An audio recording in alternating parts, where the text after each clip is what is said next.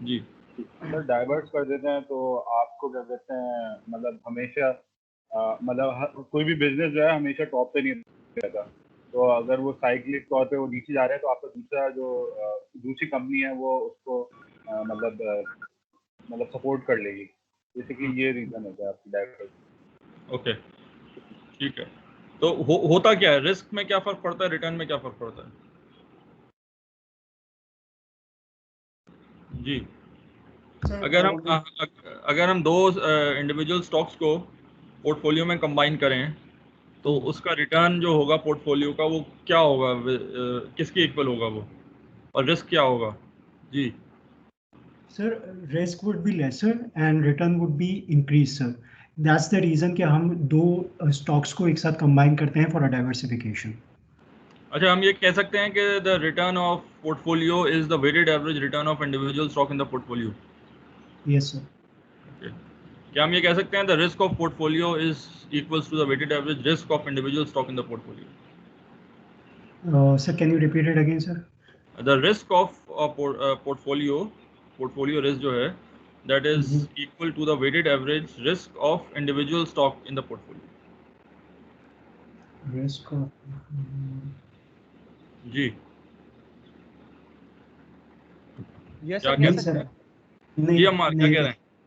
कह सकते हैं सर कि एक्सपेक्टेड सकते रिटर्न हैं। ना सिंपली जैसे वेटेड एवरेज होता है इंडिविजुअल एसेट्स का। इंडिविजुअल तो रिस्क रिटर्न वेटेड एवरेज होता है, ऐसे रिस्क भी होता है वेटेड एवरेज। हाँ अमर, सर रिटर्न होता है, रिस्क नहीं होता। नहीं होता। नवेद आप भी कह रहे नहीं होता, तो क्यों नहीं होता? जी एहसन बताएं जरा, एहसन शेख। सर मैं ड्राइव कर रहा हूँ मैं सर। अच्छा नहीं, आप टक्कर हो जाएगी, आप आराम से ड्राइव करें। चलें, और कौन बताएं? जी जिशान। जी जिशान अर्शद। जी नवेद आप बता दें। चलें सर आइडिया इस कि जब आप पोर्टफोलियो को कंबाइन कर रहे हैं तो द रीज़न इज़ कि आप रिस्क को मिनिमाइज करते हैं और रिटर्न को इंक्रीज कर रहे होते हैं। तो जब आप पोर्टफोलियो के रिस्क की बात करते हैं तो पोर्टफोलियो का risk is not actually the weighted average risk of both the जो भी स्टॉक्स हैं, ठीक है। वजह क्या है इसकी वजह क्या है? वो रिस्क कहाँ चला जाता है, कम क्यों हो जाता है पोर्टफोलियो में? डाइवर्सिफिकेशन की वजह से रिस्क कम क्यों हो जाता है? सर असल में हम लोग दो डिफरेंट पोर्टफोलियोज को कंबाइन कर रहे होते हैं कि जैसे हमने लास्ट एग्जांपल भी ली थी कि रिसेशन के वक्त हमारा एक पोर्टफोलियो इंक्रीज हो रहा था तो दूसरा डिक्रीज हो रहा था, तो ओवरऑल जो रिस्क था वो मिनिमाइज हो रहा था इस वजह से। ठीक है, तो क्योंकि को मूवमेंट सेम नहीं होती, ठीक है ना, को मूवमेंट जो है स्टॉक्स की सेम नहीं होती, तो उस वजह से जो है वो अगर एक कोई मूव हो रहा है तो दूसरा उससे नीचे आएगा, तो दैट मीन्स ओवरऑल जो है वो अगर आप एक दूसरे को काउंटर ऑफ करेंगे तो और रिटर्न स्मूथ हो जाएगा बेसिकली। सही है ना? इसकी एग्जांपल मैंने बताई थी आपको एक। जी सर, दो पोर्टफोलियो थे इसमें, एचटी और कॉल जो कलेक्टेबल्स थे बेसिकली और हाईटेक कंपनीज थी, उनकी आपने एग्जांपल बताई थी। अब ये फॉर एग्जांपल ये देखें, ये वाला जो है एक पोर्टफोलियो डब्ल्यू है और एक पोर्टफोलियो एम है। अच्छा, बोथ जो पोर्टफोलियोज हैं they are highly risky portfolio, क्योंकि उसका अगर हम स्टैंडर्ड डेविएशन निकालें तो एक रेंज आ रही है 25 पे और एक रेंज आ रही है -10 पे। ऑलमोस्ट जो है ये 35 पॉइंट्स का मूवमेंट हो रही है इसमें, तो इट्स और दोनों पोर्टफोलियोज पे। तो अगर हम ये कहें कि अगर इन दोनों को कंबाइन थर्ड पोर्टफोलियो में करेंगे तो अगर एवरेज है, अगर जैसे रिटर्न एवरेज होता है ऐसे रिस्क भी एवरेज होगा, तो इसी तरह की एक थर्ड लाइन भी ड्रॉ हो जाएगी बिल्कुल सिमिलर पैटर्न पे। लेकिन व्हाट विल हैपन अगर आप थर्ड पोर्टफोलियो ड्रॉ करेंगे, it will be the straight line. और इसकी वजह क्या है? वो इसकी वजह यही है कि अगर डब्ल्यू पोर्टफोलियो कम हो रहा होगा तो उसके अगेंस्ट एम पोर्टफोलियो बढ़ रहा होगा। नतीजतन क्या होता है कि जो आपका एम डब्ल्यू को जो कंबाइन करेंगे, सो वो for every increase will be compensated by the decrease. So what will happen, आपका जो है you would get the straight line. Now straight line at the rate of 15%, तो हायर रिस्क हायर रिटर्न वाली बात है, 15% return मिल रहा था, लेकिन आपका रिटर्न उतना ही रहा because return is the weighted average of all the individual stocks.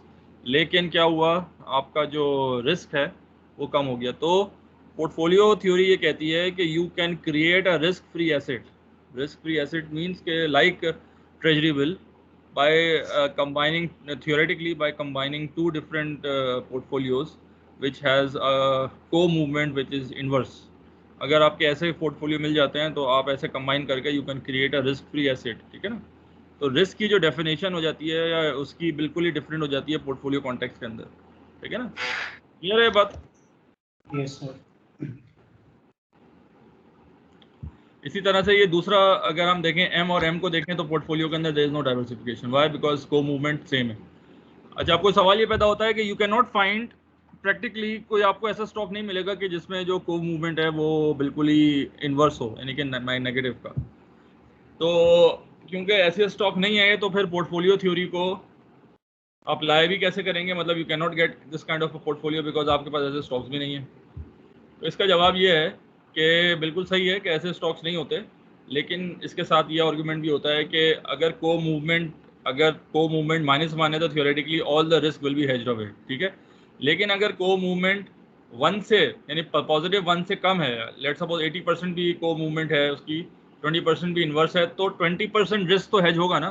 So it is even to combine things in a portfolio is better than an individual stock at all the time, because some portion चाहे वो कितना भी छोटा हो वो portion इसमें hedge हो जाएगा बिकॉज दो स्टॉक्स की को मूवमेंट सेम नहीं होती।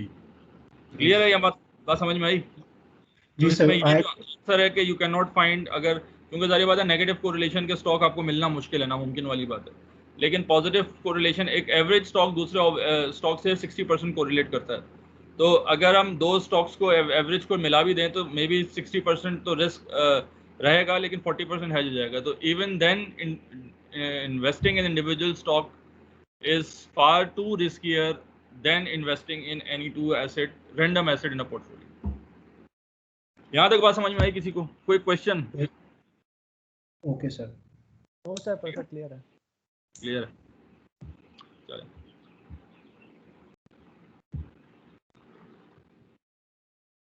ये देखें, ये आप इसकी स्लाइड आप देखें, विजिबल है। सो यू कैन सी के यहाँ पे एक्स एक्सिस पे उसका रिस्क है यानी स्टैंडर्ड डेविएशन ऑफ पोर्टफोलियो है, और जो वाई पे और एक्स पे जो है number of stocks in portfolio है।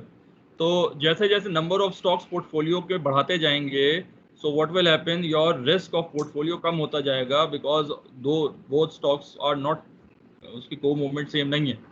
लेकिन ऐसा पॉइंट आएगा कि वो कम होने की रफ्तार भी कम होती चली जाएगी। सो एक ऑलमोस्ट 30 के रेंज के आगे जो है, अगर आप देखेंगे कि अगर 30 के स्टॉक आप पोर्टफोलियो में शामिल कर लेंगे तो जो रिस्क होगा निस्बतन उतना ही मोर और लेस रिस्क होगा कि जब 300 का स्टॉक शामिल करेंगे। क्यों? क्योंकि by the time you get to the figure 30 almost all of the individual company specific risk is hedged away. So the only risk that remains is the market risk, और market risk चाहे वो 30 के बाद 3000 तक भी जाएंगे तब भी वो market risk में सेम होगा, so वो hedge नहीं हो सकेगा। तो इसी वजह से अगर हम 30 तक का पोर्टफोलियो डाइवर्सिफाई कर देते तो हम ये कहते हैं कि it is a well diversified portfolio. जैसे आपने देखा होगा ना KMI 30 इंडेक्स ये या PSX 100 इंडेक्स होता है, तो उसमें 100 इंडेक्स का होता है, एक PSX का 30 इंडेक्स भी है, उसमें 30 के स्टॉक्स हैं। तो बेसिकली 30 तक आप स्टॉक करते हैं तो यू कैन कंसिडरेबली से कि most of the firm specific risk जो है वो डाइवर्सिफाई हो जाता है। ये बात समझ में आई? क्लियर है? Yes sir.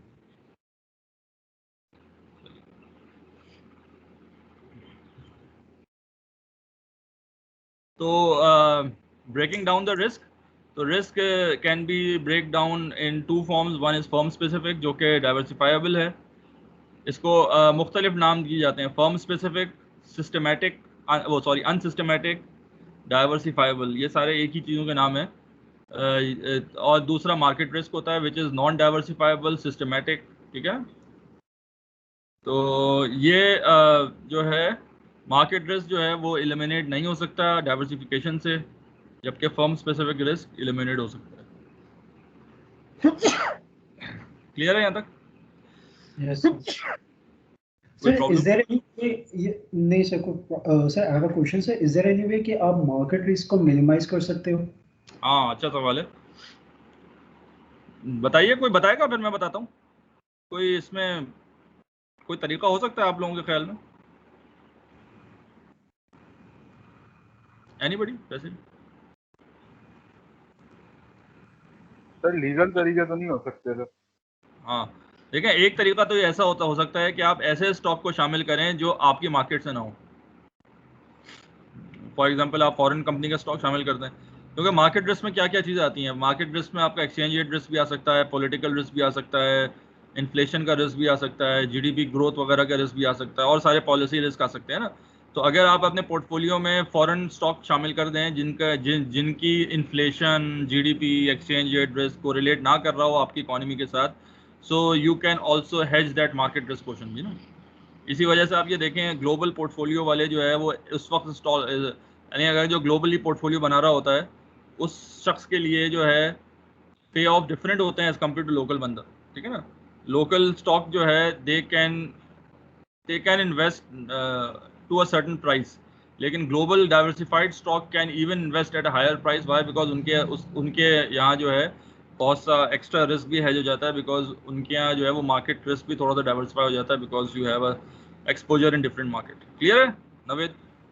Yes, sir, clear. But sir, if you see the current position of the dollar, so for example, if a company is investing in portfolio, ठीक है, कुछ local stocks हैं and the other has got the international stocks. So definitely international stocks है, if we assume कि they are in the dollars, जो भी आपकी trading है for the international stock that is with the US. So now the current scenario is कि dollar is coming down. तो इस condition में you can't eliminate the market risk ना?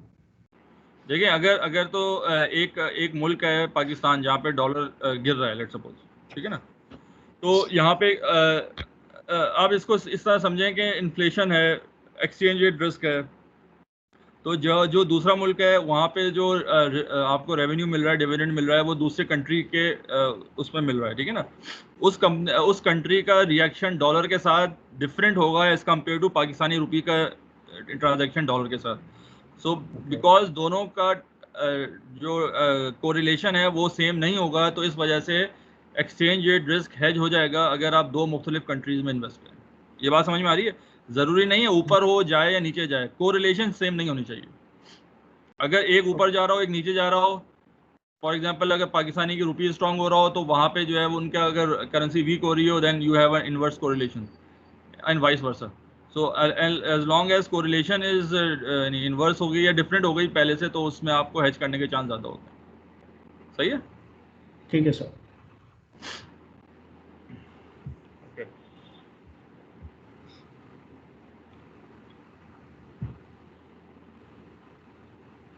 Failure to diversify.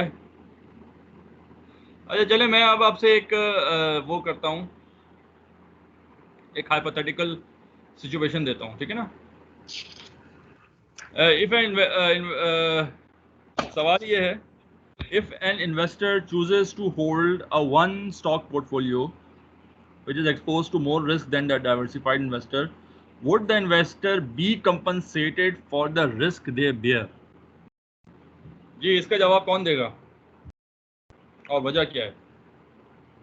सवाल ये है, अगर एक इन्वेस्टर ने ऐसा स्टॉक चूज किया है अपना पोर्टफोलियो जिसके अंदर सिर्फ एक स्टॉक है, तो ज़ाहिर बात है उसके वो जो है ज़्यादा रिस्क जो है वो लेगा एज कम्पेयर टू ऐसा स्टॉक जिसमें एक स्टॉक से ज़्यादा है। सो अगर तो वो एक्स्ट्रा रिस्क जो इन्वेस्टर ले रहा है, क्या कोई ऐसी सूरत हाल हो सकती है कि वो एक्स्ट्रा रिस्क जो है वो कंपनसेट किया जा सके उस इन्वेस्टर का? जी, anybody? Sir extra risk compensate तो आप कर ही नहीं सकते सर, बिकॉज के वो स्टैंड अलोन रिस्क के अंदर बात कर रहा है सर।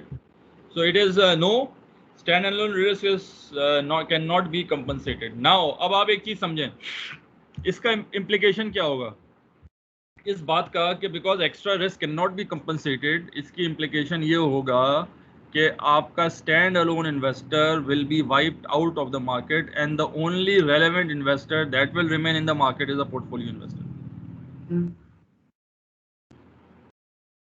ये बात समझ में आई? Yes sir. क्योंकि स्टैंड अलोन इन्वेस्टर के पास ज़्यादा रिस्क है as compare to portfolio investor, और रिस्क और रिटर्न पैरिटी कहती है कि if you are taking more risk you will be expecting more return. So अगर ज़्यादा रिस्क है तो दैट स्टैंड अलोन इन्वेस्टर जो है वो ज़्यादा रिटर्न मांगेगा इन ऑर्डर टू इन्वेस्ट, और वो रिटर्न आपको नहीं मिलेगा because of the presence of portfolio investor, जिसकी वजह से stand alone investor will be driven out of the market and the only relevant investor that will remain in the market is portfolio investor. ये बात समझ में आई? Yes sir. जी, किसी को और समझ में आई? सबको क्या कहा? जी सर, आ गई समझ में। ओके, इसकी एग्जांपल जैसे है, फॉर एग्जांपल आप ये देखें, फॉर एग्जांपल मैं कहता हूं कि there is 1-to-1 relationship between risk and return, सही है, और यू हैव अ 20% रिटर्न, तो दैट मींस के you would be having a 20% risk, ठीक है, टोटल रिस्क, ठीक है। अब मैं यहाँ पे दूसरी चीज अज्यूम ये करता हूँ कि 10% जो रिस्क है वो स्टैंड अलोन है और 10% रिस्क है वो फर्म स्पेसिफिक है, ठीक है। तो मैं कह रहा हूँ कि आपके रिस्क और रिटर्न पैरिटी है, that means for each unit of risk you get 1 unit of return. So आपका जो रिटर्न जो आपको एक्सपेक्ट करना है कंपनी के साथ वो 20 यानी जो रिस्क है उस कंपनी का स्टैंड अलोन स्टैंड डेविएशन है वो 20% है। इसका मतलब ये है टू जो रिटर्न और रिस्क और रिटर्न पैरिटी होल्ड करती है तो you will be getting 20% return, ठीक है। फिर इसमें आगे बात की है कि 50% यानी आधा जो टोटल रिस्क है वो मार्केट का है और आधा कंपनी स्पेसिफिक है, सही है। अब नाउ व्हाट विल हैपन, उसके बाद मैंने कहा कि प्राइस जो है of share is 100, dividend is 20, तो you will be getting 20% return, ठीक है। तो क्योंकि फॉर स्टैंड अलोन लोगों के लिए बिकॉज वो 20% ले रहे हैं तो 20% रिटर्न है, तो प्राइस जो है वो 100 जो है वो that is the maximum price that they would be able to bye.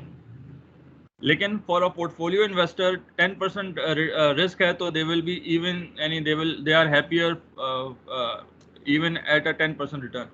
So if a price is such कि you can have a 10% return, they are happier. So what will happen, they will bid the price up और ये price होती होती चली जाएगी 200 पर। अब 200 पर प्राइस पे 20 रुपीज़ अगर डिविडेंड मिल रहा है तो will be just be getting 10% return. इस पॉइंट पे इंडिविजुअल जो शेयर होल्डर है that will be out of the market and the only share holder that remains in the market are the portfolio investor. यहाँ तक बात समझ में आई?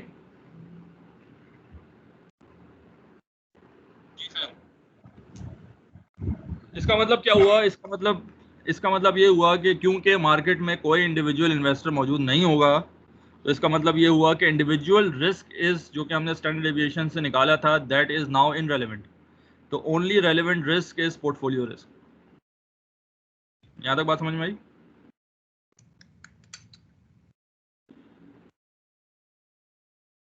जी जी, ये बात हजम हुई नहीं हुई?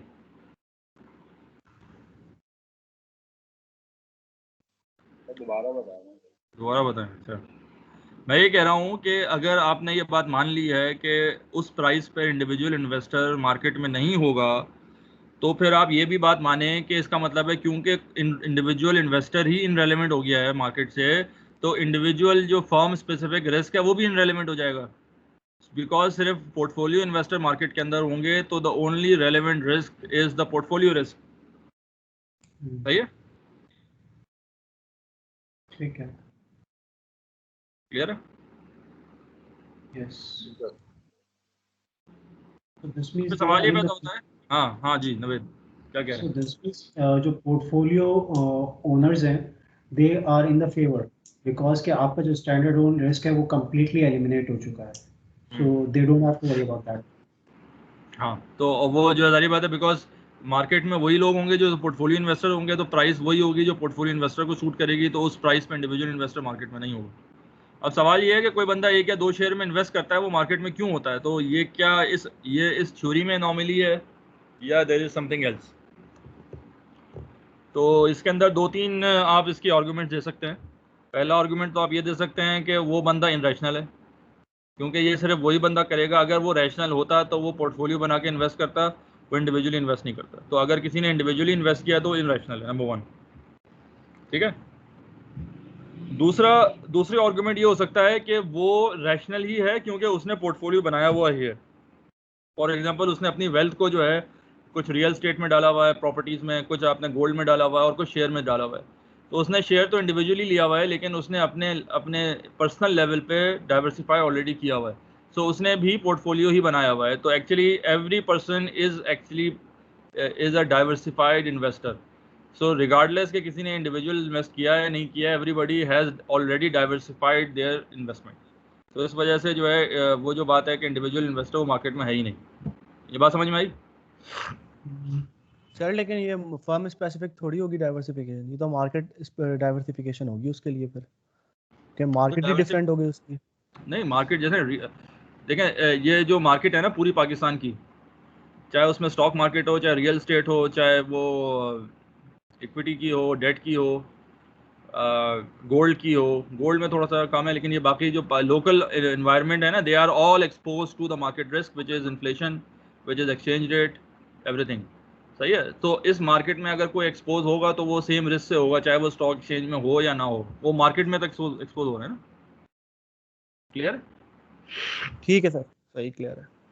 हाँ, ये बात है कि उसकी एक्सपोज होने की जो एक्सपोजर की जो शरह है वो कम होती रहेगी या ज़्यादा होती रहेगी, लेकिन वो जिस लेवल पे भी एक्सपोज होगा वो सेम फैक्टर्स पे ही एक्सपोज होगा।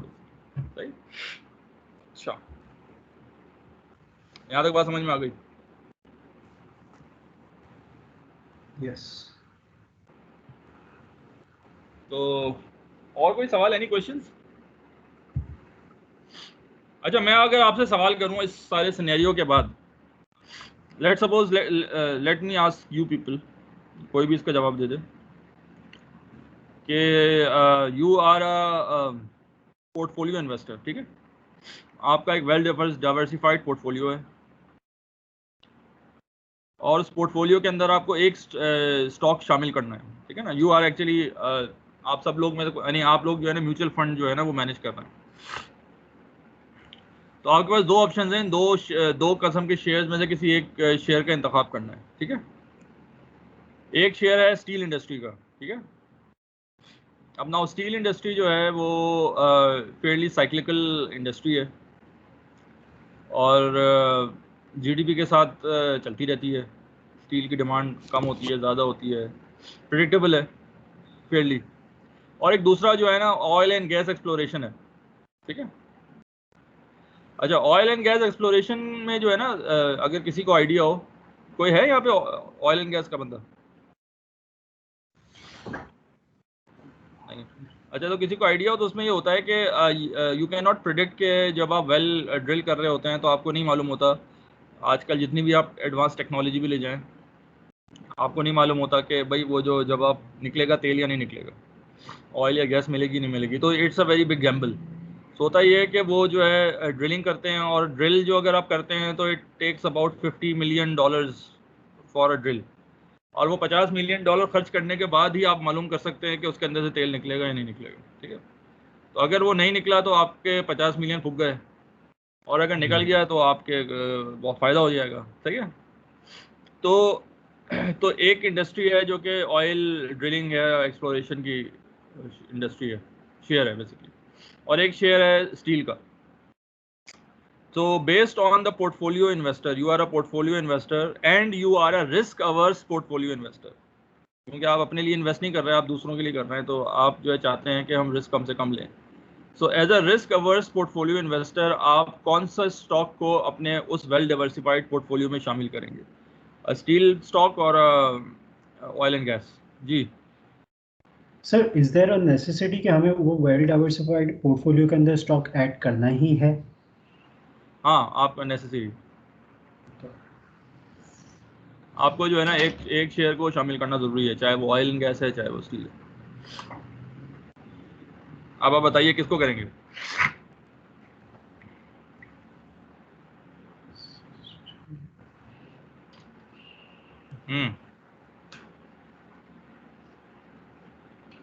या जॉब छोड़ के चले जाएंगे? नहीं, मुझे बहुत टेंशन है। क्या करेंगे? रिस्क तो लेना है ना, कुछ ना कुछ तो। नहीं, तो आपने ही तो कहा था सर रिस्क अवर्स है। हाँ, रिस्क अवर्स है, लेकिन you have to invest in one any one of the stock. ऐसा भी नहीं है रिस्क अवर्स मतलब ये नहीं है आप जीरो रिस्क पे करें, लेकिन ये कि आप रिस्क कम से कम करने की कोशिश करेंगे, अपना रिटर्न बढ़ा के रिस्क कम से कम करने की कोशिश करेंगे। बिल्कुल जी, बताइए कौन कौन बताएगा? उजैर? सर स्टील में कर देंगे। स्टील में करेंगे? हाँ जी सर। वजह? सर कितने क्योंकि लोग कह रहे हैं अच्छा कितने लोग कह रहे हैं स्टील में खड़ेंगे? जरा हाथ खड़ा कर दें जरा। सर वैसे वैसे फर्क कोई नहीं पड़ता, क्योंकि उसका क्योंकि वैसे ही डाइवर्सिफाइड है, तो अगर वो ऑयल एंड गैस में भी करेगा तो वो उसको मतलब केटर कर सकता है, मतलब वो रिस्क को।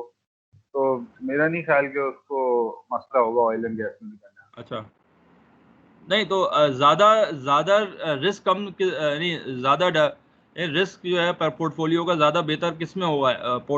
ऑयल एंड गैस में इन्वेस्ट करने से या जो है स्टील में? सर स्टील में करना है। स्टील में। स्टील में। सर स्टील में। जी शहरियार है स्टील? सर स्टील में। स्टील में 3 लोग और बताएं। और स्टील स्टील में स्टील और सर। कौन कौन कह रहा है? हाथ खड़ा करें जरा, रेज दे रहे हैंड्स। कैसे करते हैं सर? ये रहा, yes. Any assume? Okay, Naved, Uzair और निशान, 3 लोग कह रहे हैं नहीं स्टील में। सर, एक्चुअली सर मैं ये कह रहा हूँ सर कि डाइवर्सिफाइबल रिस्क ये तो सर हाँ मिटिगेट कर सकते हैं हम कि अगर वेल डाइवर्सिफाइड पोर्टफोलियो उस पर इन्वेस्ट करके, और इन्वेस्टर्स को तो sir they are only paid for the non diversifiable risk, that is market risk. तो सर मेरे ख्याल से oil and gas, I will go for oil oil and and gas. Gas. जी सर। चलें सब, तो आप अपना हाथ नीचे कर लें निशान। कर लिया सर, कर लिया सर। जी, तो 3 लोग कह रहे हैं। जी अब्दुल नाफे, आपका क्या ख्याल है?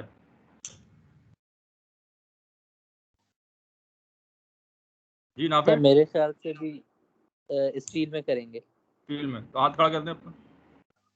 अम्मार, आपका क्या ख्याल है? सर मेरे ख्याल से तो इसको 50-50% कहूंगा मैं तो।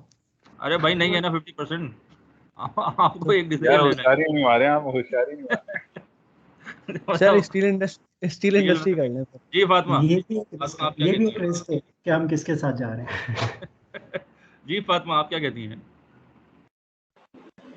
Sir diversify. भाई आपको एक में सेलेक्ट करना है, सीधी सी बात है। मैंने इतना आसानी से मैंने आपको बताया कि भाई एक चीज सेलेक्ट करनी है, तो क्या करेंगे आप? इस तरह तो आपको निकाल देगा बंदा यार कि ये क्या है, मतलब मैंने रखा ही इसलिए कि यार आप मुझे पोर्टफोलियो बना के देना। जी सर लास्ट वाली। लास्ट कौन सी, क्या है लास्ट? स्टील में करेंगे या इसमें ऑयल एंड गैस में?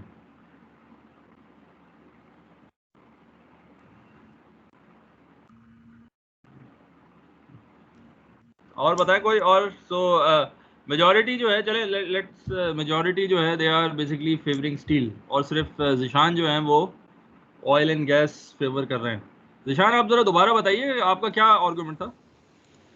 सर मैं ये कह रहा हूँ कि डाइवर्सिबल रिस्क जो हम इसको मिटिगेट कर सकते हैं कि वेल डाइवर्सिफाइड पोर्टफोलियो में इन्वेस्ट करके, और हमारे जो जो इन्वेस्टर्स, जो being an investor I am only paid for non diversifiable risk, that is market risk. Market risk जितना मतलब स्टॉक का लोअर रिस्क होगा देन द हाँ, market, then the expected return would be lower, और जितना higher risk होगा then the market expected returns are higher. तो तो मेरा सर ये आर्गुमेंट। तो आप ये कह रहे हैं कि जो ऑयल एंड गैस है उसमें मार्केट रिस्क कम होगा एज कम्पेयर टू स्टील। जी सर, जी सर। हाँ गुड, तो मैं, मेरा भी ये ख्याल है, और ऑयल एंड गैस में ही इन्वेस्ट करेंगे तो आपको कम रिस्क होगा। वाई? उसकी वजह ये है कि ऑयल एंड गैस में ऑयल निकलने का जो ताल्लुक है उसका ताल्लुक मार्केट से नहीं है। ठीक है। यानी आप ये नहीं कह सकते जीडीपी अच्छा होगा तो ज़्यादा तेल निकलेगा। सो दैट मीन्स के सिस्टमेटिक रिस्क जो है वो एक्सपोज नहीं हो रहा। एक मिनट होल्ड कर।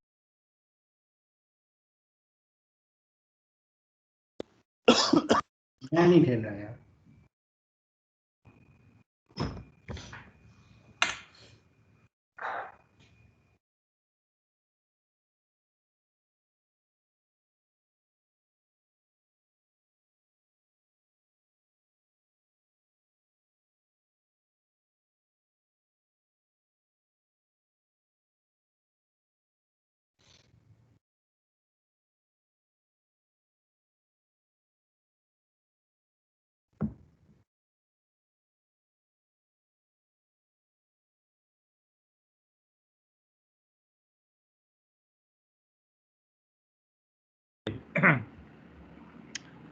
तो ये पॉइंट समझ में आया।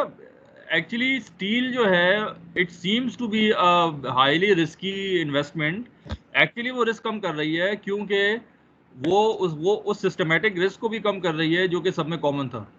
सो इस वजह से पोर्टफोलियो कॉन्टेक्स्ट के अंदर समटाइम्स जो हमें फॉर्म स्पेसिफिक या इंडिविजुअल स्टैंड अलोन कॉन्टेक्स्ट में कोई चीज़ हमें डिफरेंट लगती है, पोर्टफोलियो बिल्कुल डिफरेंट हो जाती है। तो apparently steel has more risk than oil and gas has more risk than steel apparently, लेकिन in a portfolio context it will diversify the total portfolio, तो इस वजह से portfolio context में वो ज़्यादा बेहतर है। ये बात समझ में आई नवेद? नहीं सर द थिंग इज कि आपने कहा कि well diversified portfolio, agree to that. फिर आपने कहा कि जो एनालिस्ट है उसको पोर्टफोलियो की स्ट्रेंथ इंक्रीज करनी है। Now on the other side you saying कि जो स्टील इंडस्ट्री है वो बड़ी स्टेबल है, एवरीथिंग इज गुड, ठीक है, मार्केट एवरीथिंग इज फाइन, ठीक है। और पेट्रोलियम इंडस्ट्री यू सेइंग कि उसके अंदर रिस्क है कि अगर नहीं पेट्रोल निकलता तो the company could be like screwed और एनीथिंग। तो उस सारी चीज़ों पे अगर हम देखें तो steel would be a preferred one for everyone. लेकिन अच्छा देखिए अगर आपका वेल डाइवर्सिफाइड पोर्टफोलियो मौजूद है तो स्टील जो देखें, स्टील के अंदर मे बी जो सिस्टमेटिक रिस्क होगा वो 70% होगा, लेट सपोज। अनसिस्टमेटिक रिस्क जो है वो 30% होगा, ठीक है, क्योंकि वो मोर लेस साइक्लिकल है। तो दैट मीन्स कि अगर आप उस पोर्टफोलियो में स्टील को डालेंगे तो 30% हेज करेगा, 70% वो रिस्क को कम नहीं करेगा क्योंकि वो ऑलरेडी जो है वो सिस्टमेटिक है। ऑयल एंड गैस के अंदर इसी का उलट होगा, 30% होता है सिस्टमेटिक हो और 70% अनसिस्टमेटिक हो। तो अगर आप वो डालेंगे तो वो ज़्यादा रिस्क कम होगा पोर्टफोलियो का उसके डालने की वजह से एज़ कम्पेयर टू स्टील। तो रिस्क कम करने के लिए आपको ऐसा स्टॉक डालना पड़ेगा जिनके रिस्क का जो है ना लेवल जो है मैटर नहीं करता, को मूवमेंट मैटर करती है, ठीक है ना। हम अगर लेवल के हिसाब से देखेंगे तो स्टील का लेवल कम है और ऑयल एंड गैस का ज़्यादा है, लेकिन को मूवमेंट असल चीज़ मैटर करती है। और जैसे मैंने आपको बताया ना, पोर्टफोलियो कॉन्टेक्स्ट के अंदर the only thing that matter is को मूवमेंट। तो ज़्यादा रिस्क हेज होगा एज कम्पेयर अगर आप ऑयल एंड गैस में करेंगे। तो आपकी बात सही है कि लेवल फॉर्म में तो वो ज़्यादा है उसमें, लेकिन को मूवमेंट मैटर करेगी। ये बात समझ में आई या मैं और क्लियर करूँ उसको? नहीं sir, I think comovement वाला जो पार्ट है उसके अकॉर्डिंगली ठीक है, I agree to that sir, I agree with you sir. तो क्योंकि को मूवमेंट मैटर नहीं करती ना, तो आप देखें ना, वही एम और डब्ल्यू की अगर हम बात करें, एम स्टॉक और डब्ल्यू स्टॉक, तो एम और डब्ल्यू स्टॉक जो है वो हाईली रिस्की है, लेकिन क्योंकि को मूवमेंट बिल्कुल नेगेटिव था तो क्या हुआ था कि वो सारा रिस्क एज हो गया। So you will get next to 0% risk with a decent return. So अगर आपका ज़्यादा रिस्क हैज हो जाता है तो वो जो भी डिसेंट रिटर्न है जैसा भी है तो दैट विल यानी रिस्क एडजस्टेड रिटर्न बेहतर हो जाएगा। सो इट्स बेटर कि ज़्यादा से ज़्यादा रिस्क हेज किया जाए। इसी वजह से आप ये देखें, वैसे मैं ऑब्जर्वेशन भी देखिएगा कि ऑयल एंड गैस में जो है ना फॉरेन इन्वेस्टर्स बहुत इंटरेस्ट लेते हैं कंपेयर टू दूसरे स्टॉक में। फॉरेन इन्वेस्टमेंट जो है ना ऑयल एंड गैस सेक्टर में ज़्यादा आती है। उसकी वजह ही होती है कि वो जो ऑयल एंड गैस का जो ज़्यादातर जो बिजनेस है दैट इज़ उसके अंदर जो है वो अनडाइवर्सिफाइबल जो है ना वो ज़्यादा पोर्शन। सही है ना? क्लियर है बात? Yes sir. कोई सवाल, एनी क्वेश्चन? आगे चलें।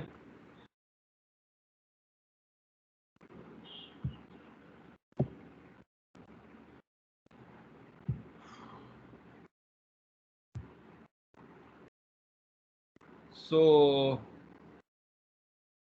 चलें कैपिम से पहले देखते हैं कि अब आपको एक चीज़ समझ में आ गई कि पोर्टफोलियो का जो रिस्क है वो the only relevant risk is a portfolio risk. तो how to measure portfolio risk, उसके लिए जो हम यूज़ करते हैं टर्म वो होते हैं बीटा, ठीक है ना। बीटा क्या होता है? Beta is a measure of market risk, it shows the stock volatility relative to market. Beta को कह सकते हैं को वेरियंस अपॉन वेरियंस। तो बीटा का फॉर्मूला ये होता है को वेरियंस आई और एम, यानी इंडिविजुअल स्टॉक वर्सेस मार्केट का को वेरियंस और divided by standard deviation of the market. तो ये बनता है बीटा। बीटा जो है वो आप समझ लें जितना कम होगा, नेगेटिव भी हो सकता है लेकिन जितना कम होगा उतना ही रिस्क कम होगा। तो ये बीटा जो है वो एक को मूवमेंट शो कर रहा होता है और beta is a measure of portfolio risk. तो कोई भी चीज़ कितनी रिस्की है या कितनी नहीं है वो डिपेंड करता है बीटा के साथ। क्लियर है? कोई सवाल अभी तक?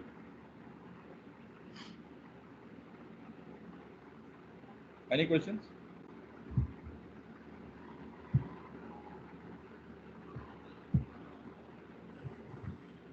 अच्छा,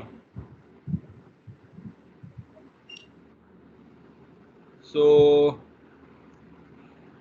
दूसरी चीज़ ये है कि जो पोर्टफोलियो का जो बीटा होता है, it is basically the weighted average beta of all the individual stock in the portfolio. ठीक है, इसमें वो डाइवर्सिफिकेशन या उस तरह से नहीं होती। पोर्टफोलियो का बीटा इंडिविजुअल की वेटेड एवरेज ही होती है। सही है? Clear? Yes sir. How to calculate beta मैंने एक बता दिया, दो तरीके से कैलकुलेशन हो सकती है। एक तो ये कि आप कोवेरियंस अपॉन वेरियंस निकाल लें, दूसरा ये कि जैसे ये है रिग्रेशन लाइन। रिग्रेशन लाइन में आपको थोड़ा सा आइडिया होगा ना, स्टेट्स में पढ़ा होगा ना आपने। रिग्रेशन लाइन क्या होती है, कोई बताएगा जी? एनीबॉडी?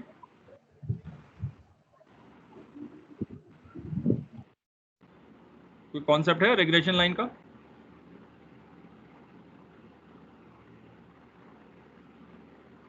यस सर, रिग्रेशन जो है क्या कहते हैं, it's a basically a correlation between two variables.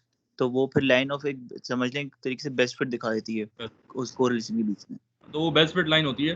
तो यानी कि अगर आप जो है जैसे फॉर एग्जांपल इस केस के अंदर के एम और के आई, एक आई का स्टॉक है और एम का स्टॉक है। ठीक है, तो अगर हमने आई को हमने वाई पे कर दिया और एम को हमने एक्स पे कर दिया एंड देन यू प्लॉट, तो you will have that different values. अगर उसको आपने एक लाइन में ड्रॉ कर लिया, तो एक ऐसी लाइन जो बेस्ट फिट लाइन है, यानी बेस्ट फिट लाइन का मतलब ये है कि सम ऑफ स्क्वायर एरर मिनिमम हो। सही है ना? तो अगर आप ये देखें तो सम ऑफ स्क्वायर एरर का मतलब ये है कि डिफरेंस बिटवीन, यानी distance between actual versus estimated, ये एरर टर्म होती है। तो एरर के डिफरेंस जो है ना, स्क्वायर का मतलब ऊपर और नीचे के बराबर हो जाए, तो स्क्वायर एरर टर्म की जिस लाइन में मिनिमम होती है वो बेस्ट फिट लाइन कहते हैं। अगर आपने एक बेस्ट फिट लाइन खींच ली, तो इस बेस्ट फिट लाइन का जो स्लोप कहलाएगा वो बीटा कहलाएगा। सही है? ये बात समझ में आई? Yes sir. तो slope of the best fit line beta. तो एक तो आप ये कर सकते हैं, दूसरा वो कोवेरियंस अपॉन वेरियंस से निकाल सकते हैं। ठीक है ना? तो बीटा जो है अगर 1 होता है तो security is as just as risky as an average stock. अगर क्योंकि 1 जो है ना, देखें, covariance of market versus market is equals to variance of market. ठीक है ना? अगर आप मार्केट की को मूवमेंट मार्केट के साथ निकालेंगे तो आपका आंसर आएगा वेरियंस ऑफ मार्केट। तो variance of market divide by variance of market is 1। तो बीटा ऑफ मार्केट इज 1। तो अगर आपका सिक्योरिटी का बीटा 1 है तो दैट मीन्स कि वो उतनी रिस्की है जितनी एक एवरेज स्टॉक या मार्केट है। अगर बीटा ग्रेटर देन 1 है तो दैट मीन्स कि एवरेज स्टॉक जो है वो सिक्योरिटी जो मार्केट से ज़्यादा रिस्की है, और बीटा अगर लेस देन 1 है तो वो कम रिस्की है। मोस्ट स्टॉक का जो बीटा है वो 0.5 से 1.5 के दरमियान होता है। सही है? क्लियर? Any questions? कोई सवाल?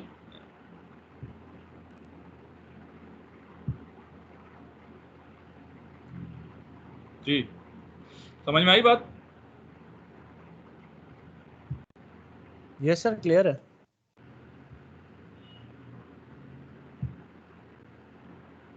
So beta can a beta of a security be negative? Yes, if a correlation is negative, तो you can have a negative beta. तो नेगेटिव बीटा और ज़्यादा अच्छा होगा, बिकॉज जितना कम होता रहेगा उतना जो है आपका रिस्क कम होता रहेगा।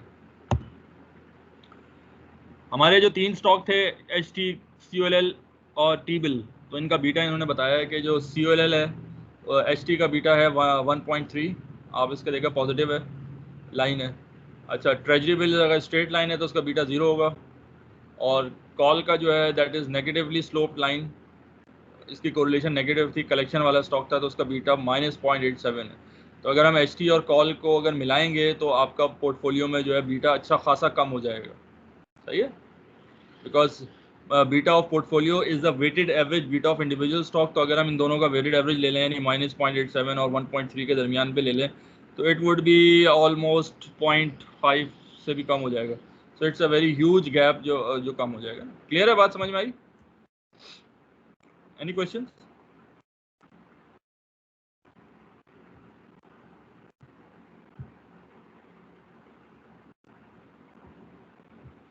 ओके नाउ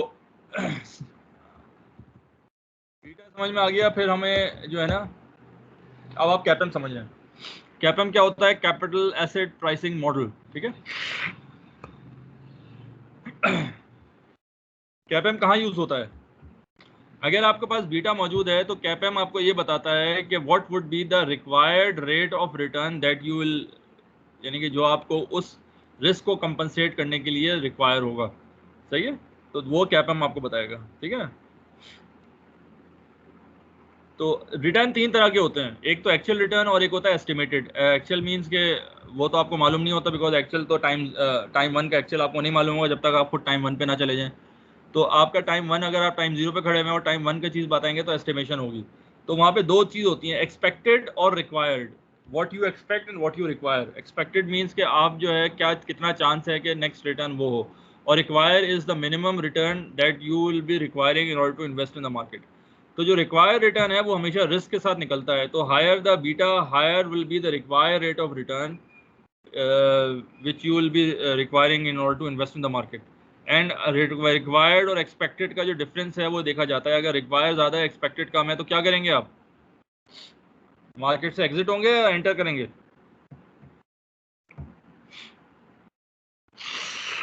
जी एग्जिट कर तो एग्जिट करेंगे। और इसी तरह जो है, अगर एक्सपेक्टेड ज़्यादा है, रिक्वायर्ड कम है, तो you will B buying that stock, ठीक है। तो रिक्वायर्ड रेट ऑफ रिटर्न कैसे निकाला जाता है? Through CAPM. It is the model is based on the concept that stocks required rate of return is equal to the risk-free rate plus a risk premium that reflects the riskiness of the stock after the diversification. Risk-free rate plus risk premium. तो ये नीचे मैंने लिखा हुआ है कि RRF जो है that is the risk-free rate, उसमें ऐड कर देंगे उस स्टॉक का रिस्क प्रीमियम। वो कैसे निकलेगा? पहले तो ये देखेंगे मार्केट का रिस्क प्रीमियम कितना है, तो वो RM that is return of market minus RRF return of risk free rate. तो वो फॉर एग्जांपल अगर रिस्क फ्री रेट 5% है और मार्केट 10% ट्रेड कर रही है, सो दैट मीन्स कि 5% जो है वो ज़्यादा प्रीमियम है मार्केट का। यानी इन्वेस्टर जो है, अगर कोई रिस्क अगर इन्वेस्टर कोई ज़ीरो रिस्क पर हो तो इन्वेस्टर की यानी RRF मिलेगा उसे, रिस्क फ्री रेट। अगर इन्वेस्टर सिस्टमेटिक रिस्क को जो है वो होल्ड करे तो उसको RM मिलेगा, market return. So that means कि अगर आप सिस्टमेटिक रिस्क लेंगे तो आपको एक्स्ट्रा, यानी इन्वेस्टर जो सिस्टमेटिक रिस्क के कंपैरिजन 5% एक्स्ट्रा रिटर्न मिल रहा है। तो अगर मार्केट इक्विलिब्रियम के अंदर है तो दैट मीन्स आप ये कह सकते हैं कि investor would demand 5% extra return in order to compensate for the systematic risk, ठीक है। तो ये आपका मार्केट रिस्क प्रीमियम आ गया। You multiply the market risk premium with the beta. Beta जो है वो बताएगा कि अगर बीटा 1 से ज़्यादा है तो दैट मीन्स कि आपका जो स्टॉक है वो मार्केट से ज़्यादा रिस्की है। तो अगर आप उसको बीटा से मल्टीप्लाई करेंगे तो आपके अपने स्टॉक का रिस्क प्रीमियम आ जाएगा। तो you add that risk premium with the risk free rate, you will get the required rate of return. सही है, ये बात क्लियर हुई? कोई सवाल?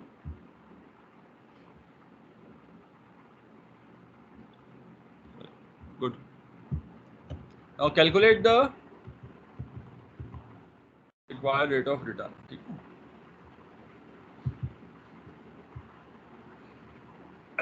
ये मैंने एक सवाल, अब now you have to calculate, अब आप लोगों का असाइनमेंट है, you have to calculate the required rate of return of these securities 1 2 3 4 and 5। सही, बल्कि आप नहीं 5 नहीं करें, HT का कर लें, USR का कर लें और COLL का कर लें। 3 सिक्योरिटी का कैपएम के through required rate of return निकाल सकते हैं? यस सर, कोशिश करते हैं सर। हाँ करें। आपको उसके लिए क्या क्या चाहिए? रिस्क फ्री रेट चाहिए, रिस्क फ्री रेट मिल जाएगा यहाँ से आपको।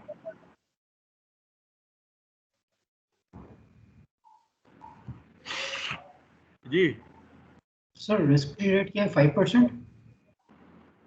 नहीं, यहाँ पे रिस्क फ्री रेट मौजूद है कहीं इस पूरे? 8% सर, 8% है।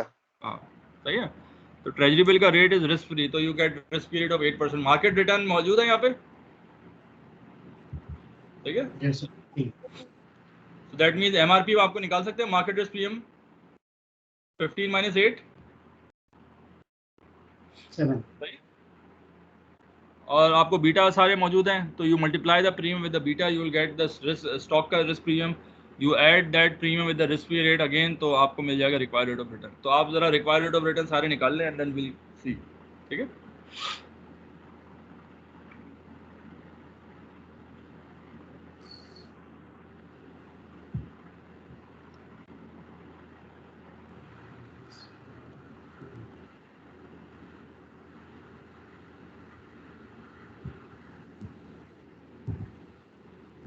सर HT का 20.22 आ रहा है, 17.1 आ रहा है, एचटी का 17.1 आ रहा है चलें, और यूएसआर का सर 14.2,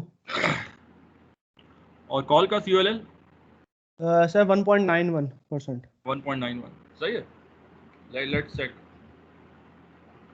तो ये सही है, आपका एचटी का 17.1 आ रहा है, कॉल का 14.2 और वो कॉल का 1.91। ठीक है, अब now you compare this with the expected return. HT का जो एक्सपेक्टेड है वो 17.4 है, रिक्वायर्ड 17.1 है, तो एचटी पे आप इन्वेस्ट करेंगे या नहीं? ये ओवर प्राइस्ड है, अंडर प्राइस्ड है? Under price. अंडर प्राइस्ड, ठीक है, तो अंडर प्राइस्ड है, तो दैट मींस एचटी पे आप इन्वेस्ट कर सकते हैं।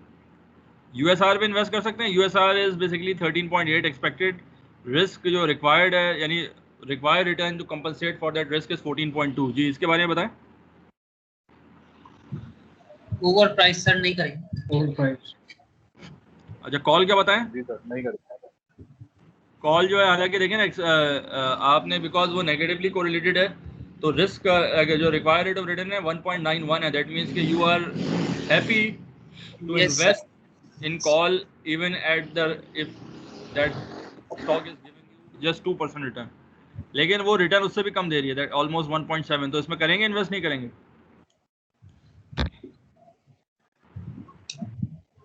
जी बताएं। कॉल में हाँ यस सर, करेंगे सर, कर लेंगे सर, इसमें करेंगे। बीटा इसका कम है, इसका बीटा कम है इस वजह से।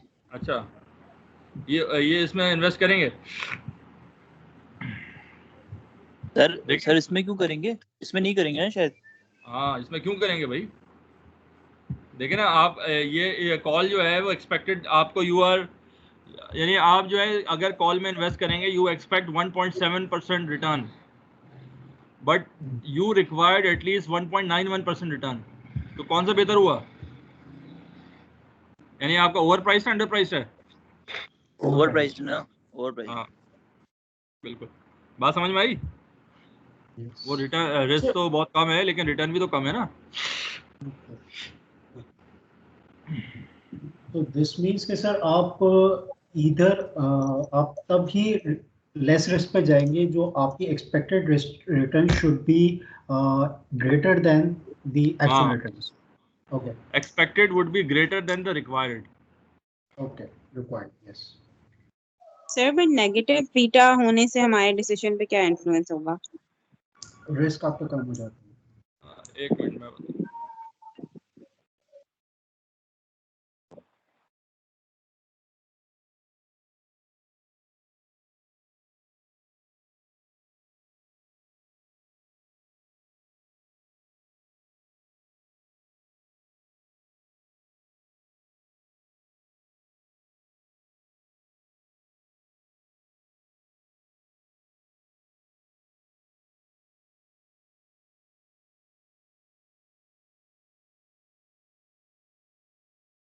जी जी, क्या सवाल था? अगर नेगेटिव बीटा हो तो सर उससे फिर कोई हमारे डिसीजन पे इन्फ्लुएंस होगा? तो क्योंकि ओवर प्राइस तो फिर भी रहेगा। हाँ, जब नेगेटिव बीटा होगा तो रिस्क कम होगा उसका, ये तो है। हमारा डिसीजन ये, हम we will be comparing the risk, यानी रिक्वायर्ड रेट ऑफ, जब रिस्क कम होगा तो रिक्वायर्ड रेट ऑफ रिटर्न कम होगा। जैसे कॉल के अंदर क्योंकि नेगेटिव बीटा था -0.87 था, तो उसका रिक्वायर्ड रेट ऑफ रिटर्न आ गया था 1.91। सो हम जारी बात है, अगर तो जब रिक्वायर्ड रेट ऑफ रिटर्न कम होगा तो कम रिटर्न वाली कंपनी में भी इन्वेस्ट किया जा सकता है, but we will be considering कि आपका जो 1.91 है, क्या आप एक्सपेक्ट भी कर रहे हैं कि इसको इस 1.91 ही मिलेगा अगर आप इन्वेस्ट करेंगे? So because you are expecting even less than 1.91 यानी 1.7 है, तो इस वजह से you will not be investing. लेकिन अगर आपके रिटर्न दोनों सेम है तो फिर जाहिर बात है जिसका बीटा कम होगा वो ज़्यादा बेहतर होगा, बिकॉज उसमें रिस्क कम होगा and then required rate of return कम होगा। क्लियर है? जी यस। अच्छा सर, मार्केट में इन्वेस्ट करेंगे क्योंकि उसका तो जो 15% ही आएगा मार्केट का, तो मार्केट का बीटा 1 होगा ना, बीटा 1 होगा तो 15% ही आएगा। नहीं, मार्केट में आप इन्वेस्ट नहीं करेंगे क्योंकि मार्केट में एक्सपेक्टेड इक्वल्स टू रिक्वायर्ड है ना, तो यू बिकेम इंडिफरेंट। सही है? सो तक कोई सवाल? सर सवाल नहीं है, बस ये है कि if we have a choice कि अगर हमें मार्केट में इन्वेस्ट करना चाहिए या कॉल में या जो भी है उसमें करना चाहिए, तो then we will go with the market ना। अगर तो जैसे आपको ये देखना पड़ेगा मार्केट का रिटर्न और मार्केट का रिस्क। आप हर उस चीज़ में इन्वेस्ट कर सकते हैं जो अंडर प्राइस्ड हो। ठीक है, तो अगर मार्केट अंडर प्राइस्ड है तो आप मार्केट में इन्वेस्ट कर दें। सो अमूमन मार्केट अंडर प्राइस नहीं होती, मार्केट राइटली प्राइस्ड होती है। So you would not that, हाँ, यानी ऑफनली वो जो है ना आपको ऐसी अपॉर्चुनिटी नहीं मिलेगी टू कि मार्केट अंडर प्राइस हो जाए किसी वजह से। सो अगर है तो आप उसमें कर सकते हैं। ठीक है ना? क्लियर?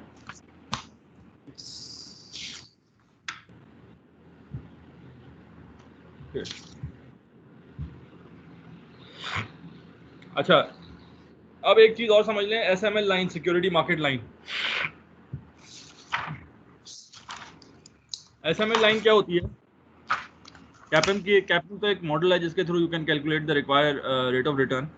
एसएमएल लाइन वो आपको बताती है कि हाउ सिक्योरिटीज आर प्राइस्ड और किस तरह से मार्केट इक्विलिब्रियम पे आएगी। तो SML line, security market line, वो लाइन है जिसके अंदर you can plot every security in the market. सही है? सो सर ये फिर से बता देंगे सिक्योरिटी मार्केट लाइन? बता दो। Thank you.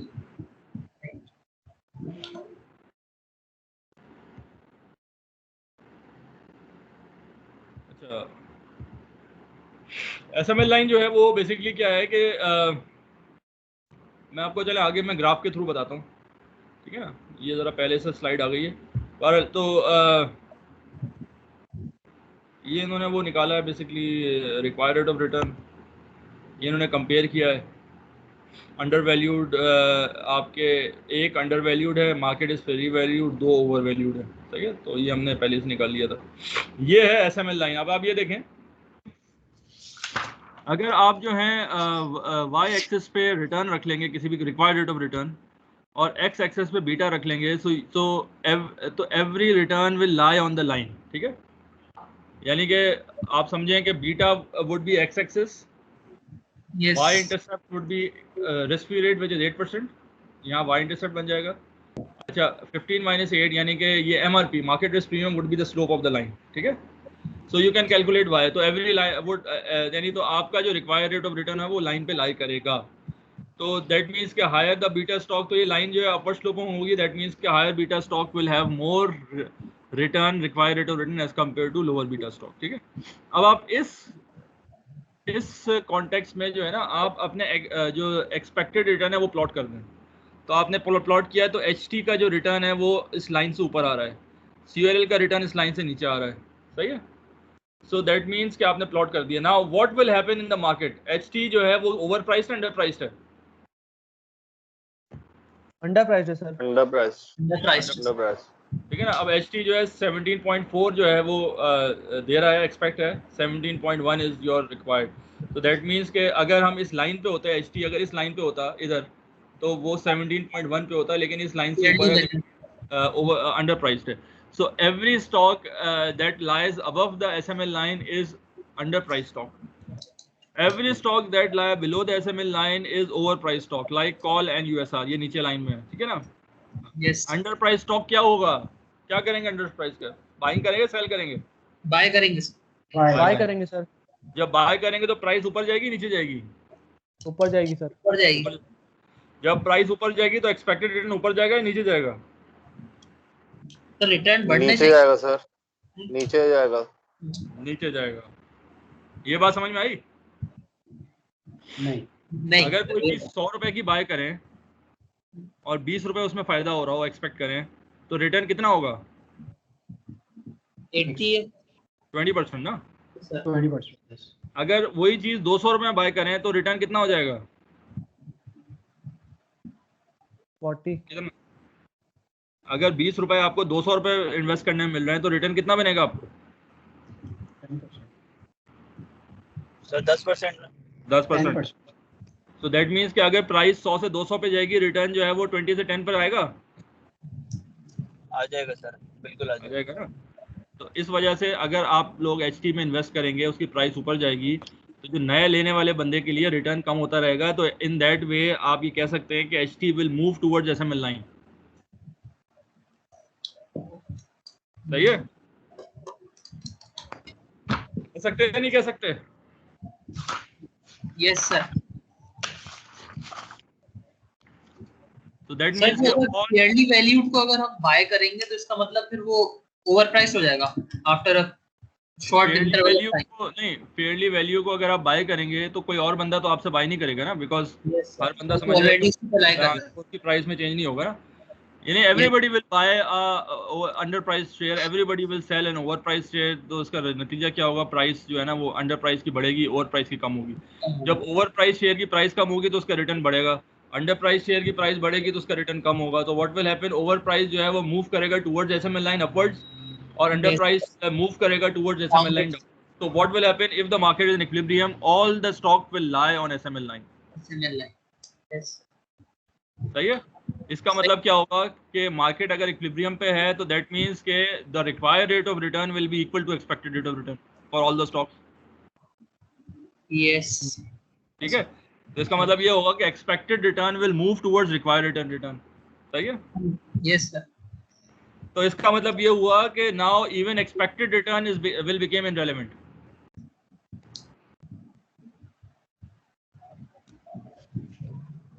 Why? Because क्योंकि अगर ये बात रिपीट कीजिएगा। यानी अगर हम ये कहते हैं ना कि एक्सपेक्टेड मूव करेगा टुवर्ड्स रिक्वायर्ड, तो आपको एक्सपेक्टेड निकालने की जरूरत ही नहीं है। अगर आपके पास रिक्वायर्ड मालूम हो गया तो यू नो कि you will be expected the same thing that you require. So you जो आप इतनी बड़ी जो डिविडेंड डिस्काउंट मॉडल लगाते हैं और इतना बड़ा कैश फ्लो से निकाल के एक्सपेक्टेड निकालते हैं, अब उसकी जरूरत भी नहीं रही। इवन एक्सपेक्टेड बिकेम इररिलेवेंट उस लॉजिक के तहत। सर वो फाइनली कन्वर्ज करेगा, मगर स्टार्टिंग में तो डिफरेंस रहेगा ना। हाँ, यानी जब तक मार्केट इक्विलिब्रियम पे नहीं होती वो डिफरेंस रहेगा। लेकिन इफ अगर हम ये कहते हैं कि एवरी यानी कि आप ये कह रहे हैं कि कन्वर्जेंस तो इट्स एवर ग्रोइंग प्रोसेस, तो जितनी मार्केट एफिशिएंट होगी उतनी जल्दी कन्वर्जेंस होगी। तो अगर हम कहते हैं कि मार्केट इज इक्विलिब्रियम और एफिशिएंट, तो हम ये कह सकते हैं कि जो एक्सपेक्टेड है it basically converge toward required. So expected, even expected जो है ना वो इररिलेवेंट बन जाएगा आपके एनालिसिस के लिए।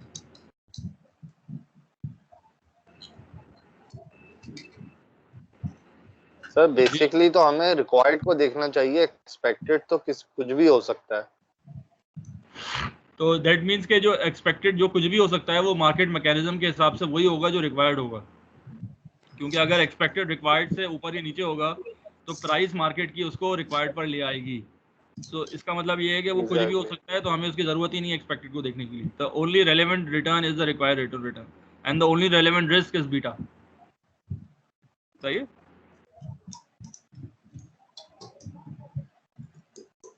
So beta is a systematic risk, right? Systematic risk, yes. ठीक है, क्लियर हुई बात? Any question? जी नवेद, आपको सवाल है कोई? क्लियर है? Yes sir, one thing sir, अगर आप कहते हैं कि एक्सपेक्टेड जो है अगर हम उसको कंसिडर नहीं करें तो how are we going to compare that? For example जैसे अंडर वैल्यूड और ओवर प्राइस या फेयरली प्राइस के लिए we need expected return to be compared with हाँ, ये तो हम उस वक्त ओवर प्राइस और अंडर प्राइस उस वक्त निकाल रहे हैं कि जब हम ये कहते हैं कि मार्केट इक्विलिब्रियम में नहीं है।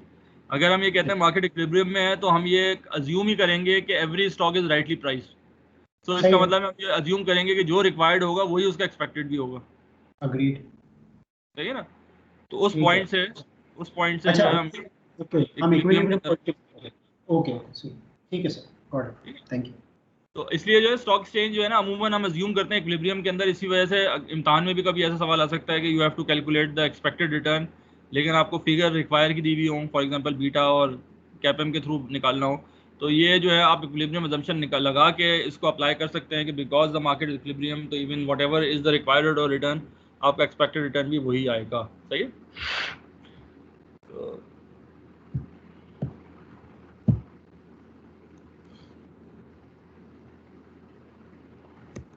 तो ये उन्होंने बताया कि वेटेड एवरेज पोर्टफोलियो का क्या होगा। Factors that change the SML line. SML line की चेंज दो तरीके से हो सकती है, या तो पैरेलल शिफ्ट हो या जो है वो स्लोप चेंज हो। तो पैरेलल शिफ्ट कब होगा?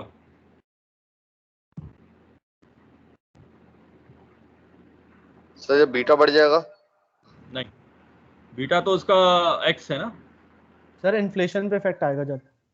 पैरेलल शिफ्ट उस वक्त होगा कि जब आपका वाई इंटरसेप्ट बढ़ जाए, और वाई इंटरसेप्ट क्या है? आपका रिस्क फ्री रेट। तो अगर आपकी इन्फ्लेशन या रियल रिस्क फ्री रेट बढ़ जाएगा तो you will have a parallel shift in the SML line. तो पैरेलल शिफ्ट अगर हो जाती है, फॉर एग्जांपल जैसे इसके अंदर बात की है, इन्फ्लेशन बढ़ गई है 3% से, सो व्हाट विल हैपन, आपका एसएमएल लाइन 8 से 11% पे शिफ्ट हो जाती है। So what will happen, all the stock which are previously undervalued will suddenly become overvalued. सही है। तो एडजस्टमेंट क्या होगी कि जब आपका एसएमएल लाइन शिफ्ट करेगी ऊपर, तो आपकी स्टॉक की प्राइसेस एकदम से कम होंगी, क्योंकि वो तमाम स्टॉक उस नई एसएमएल लाइन पर एडजस्ट करेंगे, तो प्राइसेस कम होने के बाद उसकी वैल्यू बढ़ जाएगी। ये बात समझ में आई? आप जब भी देखें, जब इंटरेस्ट रेट बढ़ते हैं, आपने नोट किया होगा, जब इंटरेस्ट रेट बढ़ते हैं तो क्या होता है, स्टॉक मार्केट में गिर जाती है ना market. So actually in context of SML line you can explain that because when the interest rate increases, so your risk free rate will go up, so SML line will shift out upward, and as a result will there will be an adjustment जिसकी वजह से ना market के अंदर prices जो हैं वो कम हो जाएंगे। क्लियर है? Yes sir. तो आपको आज SML लाइन के थ्रू ये भी समझा दिया कि मार्केट के अंदर इंटरेस्ट रेट का इफेक्ट किस तरह इनकॉर्पोरेट किया जाए। अगर रिस्क प्रीमियम चेंज हो जाए, बिकॉज एमआरपी जो है वो मार्केट रिस्क प्रीमियम जो है ना वो स्लोप होता है एसएमएल लाइन का, तो स्लोप जिस वजह से चेंज हो जाए तो एसएमएल लाइन शिफ्ट कर जाती है। स्लोप किस पॉइंट से चेंज होता है? Suddenly market became more risk averse. ठीक है ना। तो जब आपका मार्केट में ज़्यादा रिस्क अवर्स हो जाएगा तो सिस्टमेटिक रिस्क लोग ज़्यादा उसके अगेंस्ट लेने लगेंगे, सो what will happen, the slope will change. तो अगर चेंज हो जाएगा अगेन उसमें एडजस्टमेंट होगी, लेकिन अब अगर स्लोप चेंज हो जाएगा तो एडजस्टमेंट सेम नहीं होगी। अगर स्लोप मूव करेगा तो वो एडजस्टमेंट सेम रहेगी हर स्टॉक के लिए, लेकिन अगर स्लोप चेंज हो जाएगा, like for example risk premium change हो जाएगा, तो हायर जो स्टॉक्स है ना, हायर रिस्क का स्टॉक है वो ज़्यादा गिरेंगे as compare to lower stock. ये बात समझ में आ रही है? Yes sir. तो कभी ऐसा होता है ना कि जो ज़्यादा रिस्की स्टॉक होते हैं वो एकदम से गिरते हैं और कम रिस्की स्टॉक नहीं गिरते, तो इसका वजह ये होती है कि आपका एसएमएल लाइन का स्लोप चेंज हो रहा है। उसकी वजह ये होती है कि मार्केट रिस्क प्रीमियम जो है ना वो चेंज हो रहा है। क्लियर है? यस। तो अगर आपको सवाल आए इम्तिहान के अंदर कि explain the phenomena of decrease in stock price when interest rate increases in context of SML line, तो आप समझा सकते हैं। ठीक है ना सर? मार्केट रिस्क प्रीमियम क्यों चेंज होता है वैसे? मार्केट रिस्क प्रीमियम, और क्या कह रहे हैं? जब वो मार्केट रिस्क प्रीमियम चेंज होने से आपने कहा था स्लोप चेंज होता है, तो मार्केट रिस्क प्रीमियम इटसेल्फ किन फैक्टर्स पर बेस कर रहा हूं? मार्केट रिस्क प्रीमियम जो है ना वो risk aversion of the market पे बेस कर रहा होता है कि investor suddenly became more risk averse. तो दैट मींस कि इन्वेस्टर जो है हाई रिस्की स्टॉक को फेवर नहीं कर रहे हैं और लो रिस्की स्टॉक में इन्वेस्ट कर रहे हैं, तो मार्केट का रिस्क बढ़ जाता है, रिस्क प्रीमियम बढ़ जाता है। तो दैट मींस कि हायर रिस्की स्टॉक को मार्केट में इन्वेस्ट करने के लिए they required more premium to invest. सही है। Thank you. ठीक है, क्लियर है?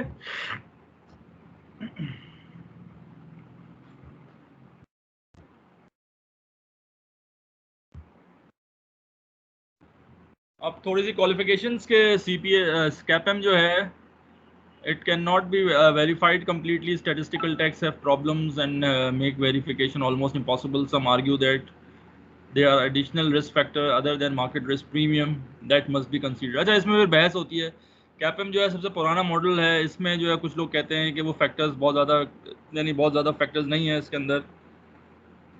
जितने भी जैसे बहुत सारे ऑल्टरनेटिव मॉडल्स भी हैं रिस्क निकालने के, रिक्वायर्ड रेट ऑफ रिटर्न निकालने के, जैसे 3 स्टेज फार्मा फ्रेंच मॉडल है, जैसे ABT theory, arbitrage pricing theory है, बहुत सारे मॉडल्स हैं, ठीक है। तो इसके बावजूद हम कैपएम को फेवर करते हैं। एक तो ये कि वो बहुत सिंपलिस्टिक मॉडल है, और दूसरा ये कि it has a theoretical banking. बाकी मॉडल्स के अंदर थ्योरेटिकल बैकिंग नहीं है, रादर देन डेटा के साथ इन्होंने जो है ना वेरिफिकेशन की है। सो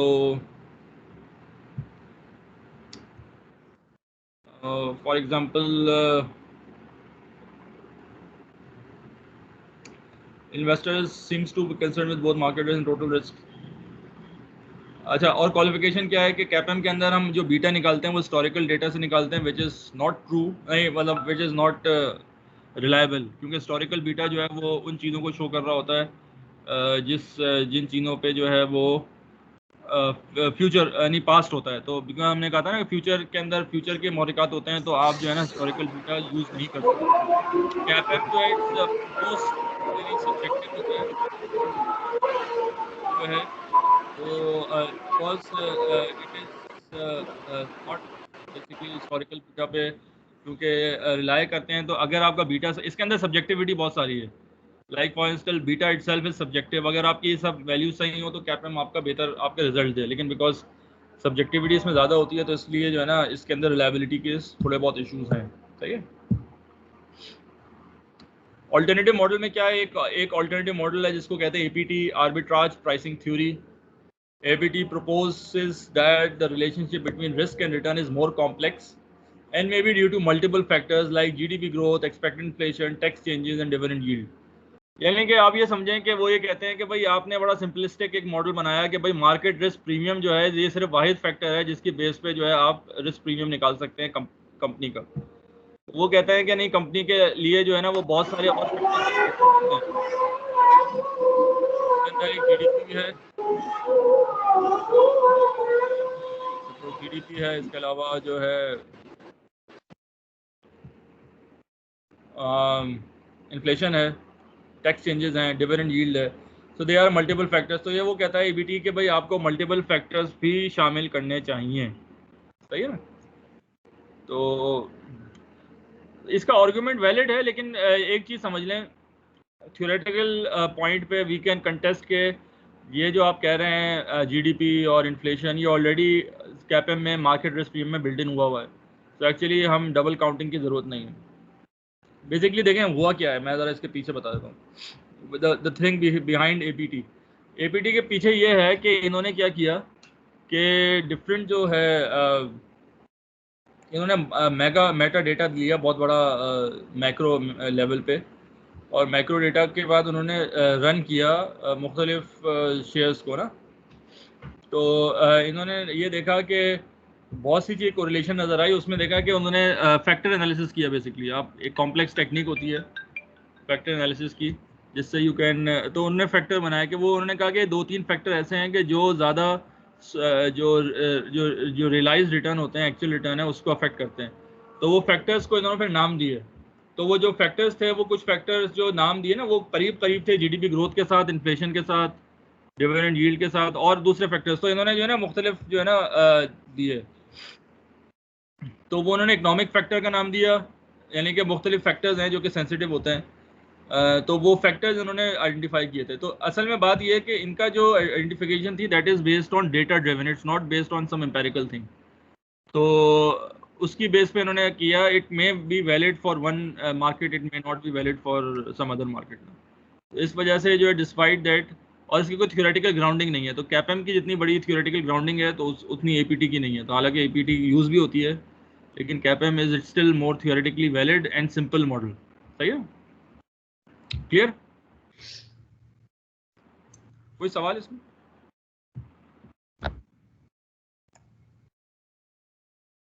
APT been used in some real world application. Its acceptance has been slow because model does not specify what factors influence stock returns. जैसे मैंने आपको बताया, इन्होंने एक्चुअली बिग डेटा रन किया और उसके बाद जो है ना इन्होंने जो है मुख्तलिफ फैक्टर्स निकाल लिए। अब उन फैक्टर्स जो है जब आप ये एक्सप्लोरेटरी फैक्टर एनालिसिस करते हैं, EFA करते हैं बेसिकली, तो जो फैक्टर निकलते हैं इसके अंदर बहुत से मल्टीपल इन्फ्लुएंसेस का हाथ होता है। तो you can not specified exactly कि वो जो फैक्टर आइडेंटिफाई किया है वो एक्चुअली फैक्टर है क्या। तो मुख्तलिफ लोगों ने उसको मुख्तलिफ नाम दिया है, लेकिन वो फैक्टर इटसेल्फ रिमेन यानी एक आर्बिट्री है वो। इस वजह से because you can not pin point a factor, तो आप ये नहीं कह सकते कि भाई इसकी थ्योरेटिकल अंडरपिनिंग क्या है। अच्छा, दूसरा ये है कि more research on risk and return model is needed to find a model that is theoretically sound, empirically verified and easy to use. So unless you can not get the better model, use CAPM. ठीक है।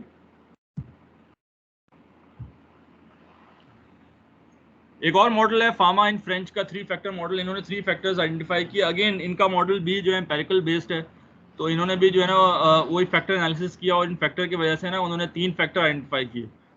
वो कौन से factor थे? Number 1 is the excess return, that means RM minus RRF। This is CAPM में भी यही है, नहीं सॉरी कैपएम में तो MRP है, यानी RM माइनस हाँ सॉरी यही है ना, हाँ यही है। तो ये एक्सेस रिटर्न है नंबर 1। नंबर 2 जो है इन्होंने कहा कि portfolio the return on S small portfolio minus the return on big portfolio, क्योंकि स्मॉल पोर्टफोलियोज के रिटर्न थोड़े ज़्यादा होते हैं, तो इसलिए return on small minus return of big. तो उन्होंने दूसरा फैक्टर ये निकाला। तीसरा फैक्टर निकाला a return on H a portfolio with high book to market ratio versus a return on portfolio with lower book to market ratio। तो higher book to market का मतलब ये होता है कि book value divided by market value। तो अगर ज़्यादा market value added है तो वो वो low book to market होगा, और कम market value added है तो high book to market होगा। तो इन दोनों का रिटर्न ये तो high and low book to market ratio number 1, high and low cap firms number 2, और एक्सेस रिटर्न। ये 3 फैक्टर इन्होंने आइडेंटिफाई किए कि तो this is you can replace it with CAPM.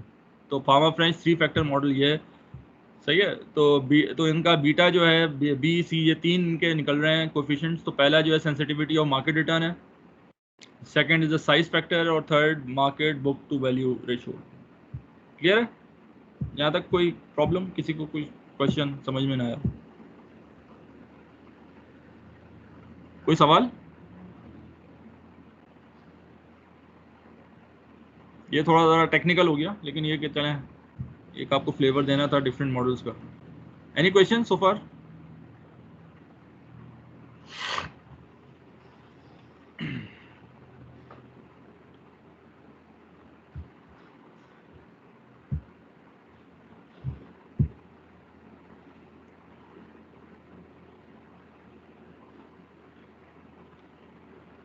सो ये जो है रिक्वायर्ड रेट ऑफ रिटर्न जो है, अगर आपके पास ये इनपुट्स हों, if you have a beta of 0.9, risk free rate is 6.8, MRP 6.3, तो यू कैन कैलकुलेट, आप इसको डाल के इसमें निकाल सकते हैं। तो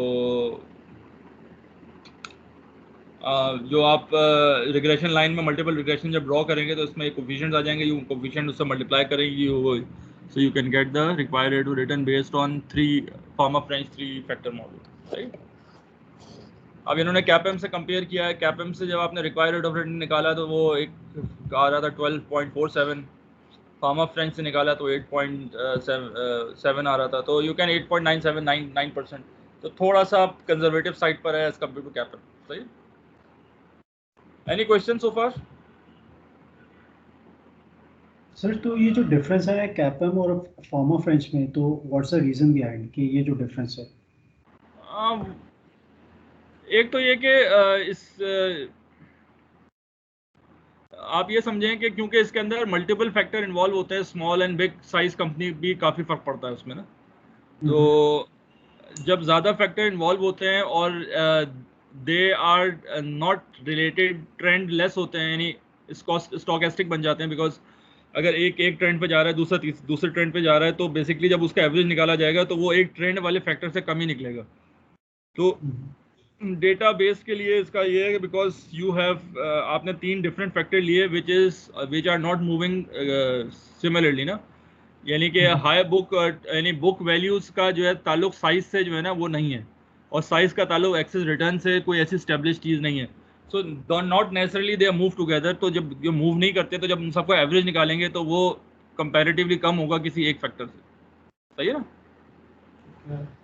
but sir I was thinking in a scenario कि जब हम वो कर रहे थे कि when we are comparing expected returns versus required rate of return, for example अगर उस कॉन्टेक्स्ट में अगर एक कंपनी कैपएम के मॉडल को चूज करती है, the other company choose Fama French model, तो वहाँ पे तो बहुत ज़्यादा डिफरेंस होगा। यू कैन नॉट रियली जज कि विच स्टॉक इज ओवरली प्राइस्ड और अंडर प्राइस्ड।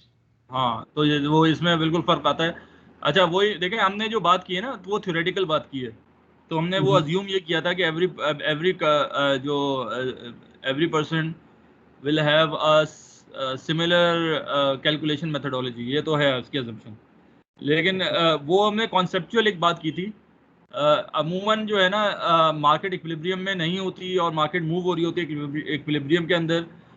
उसमें आप ये देखें, आप कोई भी मॉडल फॉलो करते हैं, जो मॉडल आप ये समझें कि जो model majority of the market follow करती है वही उसी हिसाब से प्राइस सेट होती है बेसिकली। तो अगर वो कैपएम को फॉलो करेगी तो कैपएम की बेस पे प्राइस इक्विलिब्रियम पे आएगी। अगर वो फार्मा फ्रेंच को फॉलो करेगी तो फार्मा फ्रेंच के बेस पे प्राइस इक्विलिब्रियम पे आएगी।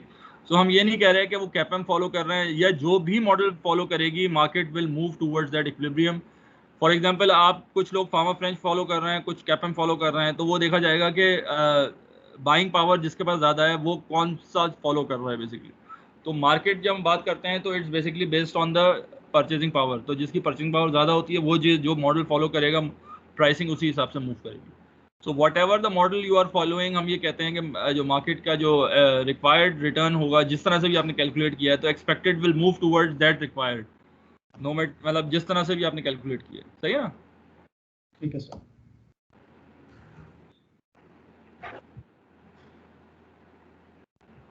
सो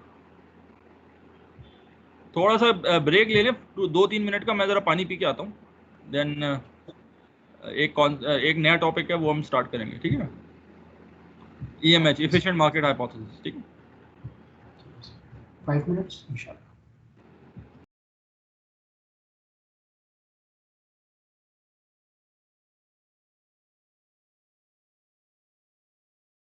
यार ये क्विज के मार्क्स आए हैं या नहीं? नवैर अभी तक तो नहीं दिया था। अभी नहीं, क्लास के दौरान पूछना है यार, अभी रुक जाना, ब्रेक है यार। आए नहीं है ना पिछले क्लास में, मैं बस ये सोच रहा हूँ। मंडे वाले दिन जो फिजिकल क्लास है ना, शायद उसमें देंगे, ऑन कैंपस क्लास में। अभी तो रीसेंट नोटिफिकेशन आ गया ना गवर्नमेंट ऑफ सेंसस, सब कुछ बैंड हो गया भाई। क्या बैन हो गया? सब कुछ बैंड हो गया, सारी एक्टिविटीज बैंड हो गई है 11th अप्रैल तक। क्लासेस का नहीं आया उसमें। हाँ, वो अभी नहीं आया वो, लेकिन वो कास्केड होगा अभी हर लेवल पे। अभी होम डिपार्टमेंट ने इशू किया है सिर्फ, तो अब ये मूव करेगा हर जगह पे। चलो लेट्स सी क्या होता है।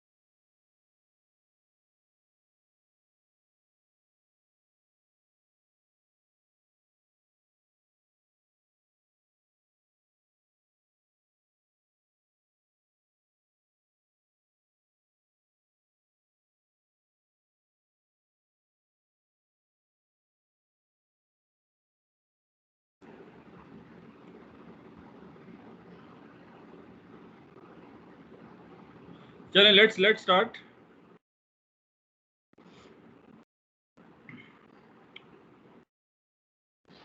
एक लाइट टॉपिक है एफिशिएंट मार्केट हाइपोथेसिस, ठीक है। सो क्या है, what is efficient market hypothesis? कोई किसी को आइडिया है? एनीबॉडी?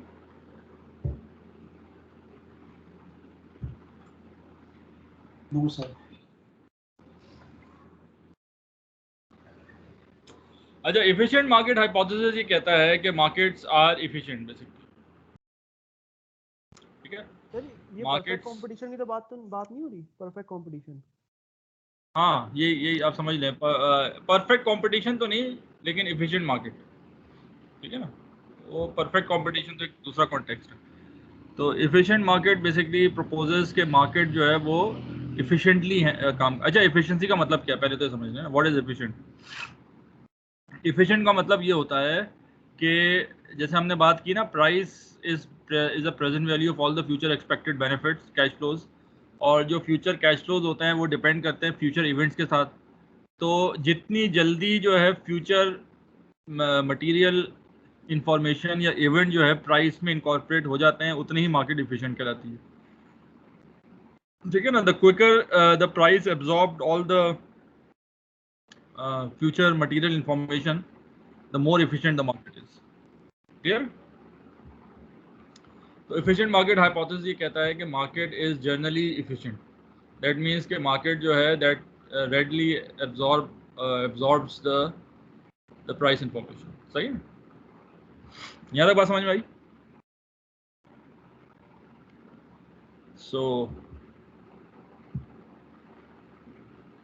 तो efficient market क्या आता है? Securities are normally in equilibrium. It is fairly priced. Investor cannot beat the market except through good luck or better information. Investor cannot beat the market, इसका मतलब, अच्छा beat the market का मतलब क्या होता है कि इन्वेस्टर जो है वो मार्केट से ज्यादा कमाए, सही है। तो इन्वेस्टर जो है वो मार्केट से ज्यादा कमा सकता है। May be investor got lucky, investor ने रिस्क लिया, लक ने उसका साथ दिया तो उसने ज्यादा कमा लिया। लेकिन लक जो है ना स्टॉकेस्टिक होती है, लक जो है ना वो ट्रेंडलेस होती है। तो दैट मीन्स कि लक आपको एक दफ़ा फेवर करेगी, लक 2 दफ़ा फेवर करेगी, हर दफ़ा फेवर नहीं करेगी। सो जब हम कहते हैं बीट द मार्केट, तो दैट मीन्स कॉन्स्टेंटली इन्वेस्टर जो है वो ज़्यादा रिटर्न बना रहा हो मार्केट से, इसको कहते हैं बीट द मार्केट। तो इन्वेस्टर जो है वो कॉन्स्टेंटली ज़्यादा रिटर्न कब बनाता है? जब मार्केट इनएफिशिएंट होती है। तो जब अगर मार्केट एफिशिएंट होती है तो वो मार्केट में कॉन्स्टेंटली ज़्यादा रिटर्न नहीं बना सकता। तो दैट मीन्स के एफिशिएंट मार्केट में इन्वेस्टर मार्केट को बीट नहीं कर सकता, सही है ना। This is basically the theory. तो हाइपोथेसिस ये है कि efficient markets are efficient. That means के ऑल द इंफॉर्मेशन जो कि मार्केट जो अवेलेबल होती है that is readily absorbed in the prices, ठीक है।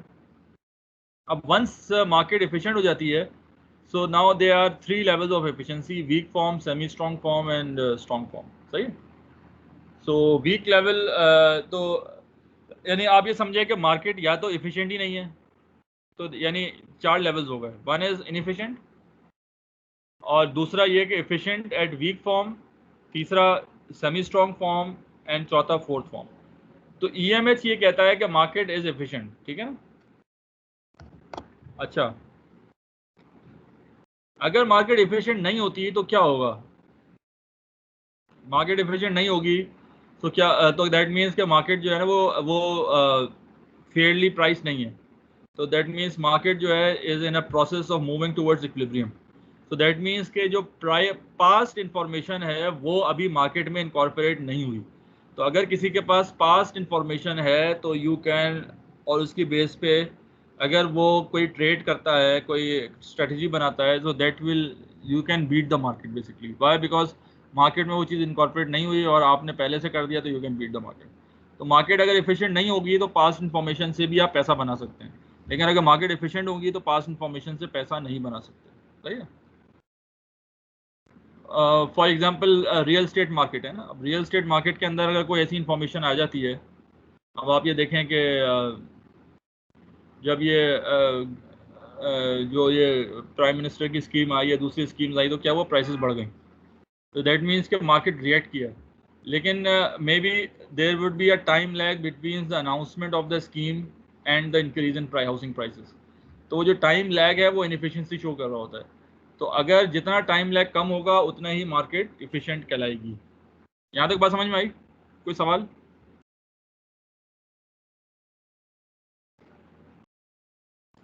Any questions?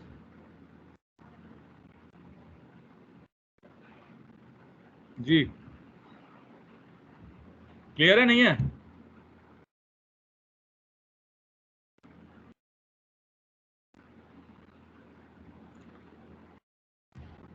आपको आवाज आ रही है मेरी? Yes sir. जी सर, आवाज तो आ रही है। तो क्लियर है? चीज समझ में आई? हाँ नवेद? जी नवेद? जी जी जी सर। ओके। आप कहाँ हैं? कहाँ गायब हो गए? सर मैं इधर ही हूँ। अच्छा सही। तो चलें। तो so you can not, investor can not beat the market except from. तो लेवल ऑफ एफिशिएंसी क्या है? Weak form, semi strong form और स्ट्रॉन्ग फॉर्म। सही है, there are 3 level of efficiency. तो let's discuss the weak form efficiency. Weak form क्या कहती है? Can't profit by looking at past trend. A recent decline is no reason to think stock will go up or down in future. सही है? Evidence support weak form but technical analysis is still used. तो weak form क्या कहता है? Weak form ये कहता है कि because यानी weak form ये कहता है all the past public available information is already incorporated in the price. सही है? Weak form ये कहता है, ठीक है? मैं यहाँ लिख देता हूँ चलिए।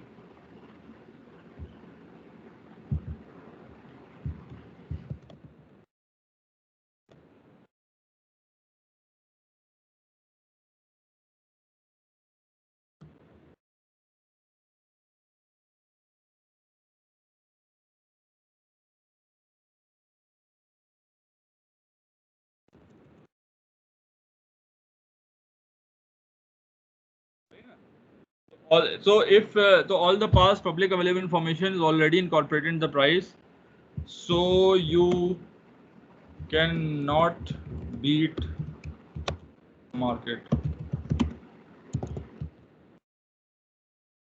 based on the past data. सही है? अब पास्ट डेटा क्या होता है? प्राइस का भी डेटा होता है। तो एक होता है टेक्निकल एनालिसिस। तो किसी को पता है व्हाट इज टेक्निकल एनालिसिस? जी एनीबॉडी?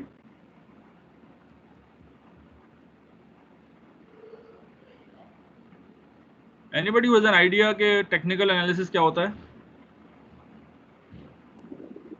सर जो फाइनेंशियल एनालिसिस से हट के होता है, मतलब अगर मशीनरी की बात हो रही है तो उसमें मशीन की टेक्निकलिटीज वगैरह वो सारी चीजें का एनालिसिस होता है कि मतलब प्रोडक्टिविटी कितनी होगी एंड ऑल दैट। सर ये सॉरी जी Zishan, patterns in stock prices और past trends of stock prices. तो वो पास्ट ट्रेंड जो है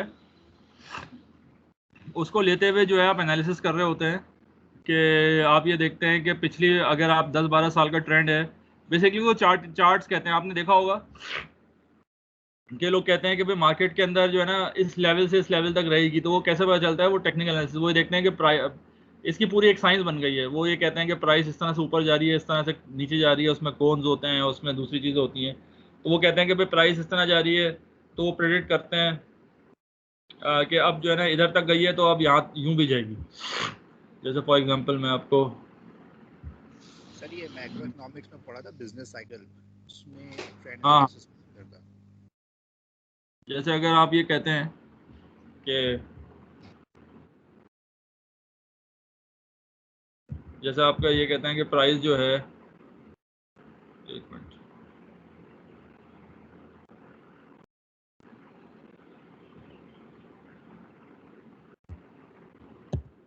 फॉर एग्जांपल मैं ये कहता हूँ कि आपकी जो है ये आपका स्टॉक प्राइस, ठीक है।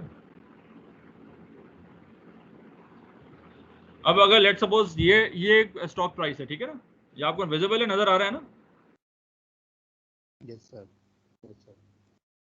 सही है ना? ये एक्स एक्सिस है, ये टाइम है, ये टाइम है, ठीक है ना, और ये जो है ना वो रिटर्न है। तो नाउ क्या आप इस ट्रेंड से बता सकते हैं कि फ्यूचर में स्टॉक प्राइस, अब आप यहाँ पे खड़े हुए हैं, यहाँ से कहाँ जाएगी, ऊपर जाएगी, नीचे जाएगी? है नहीं sir, I can't see your white board sir, it's still showing कि इट्स इन प्रोग्रेस। जी सर, नजर नहीं आ रहा। सर इसके लिए लॉगिन करना पड़ेगा सर हम एज अ गेस्ट आए हुए हैं तो इसलिए देख नहीं पा रहे। अच्छा, ओके ओके ओके, सही है।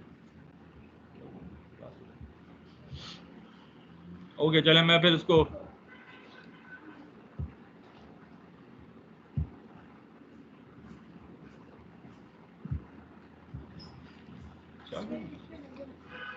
अच्छा, सो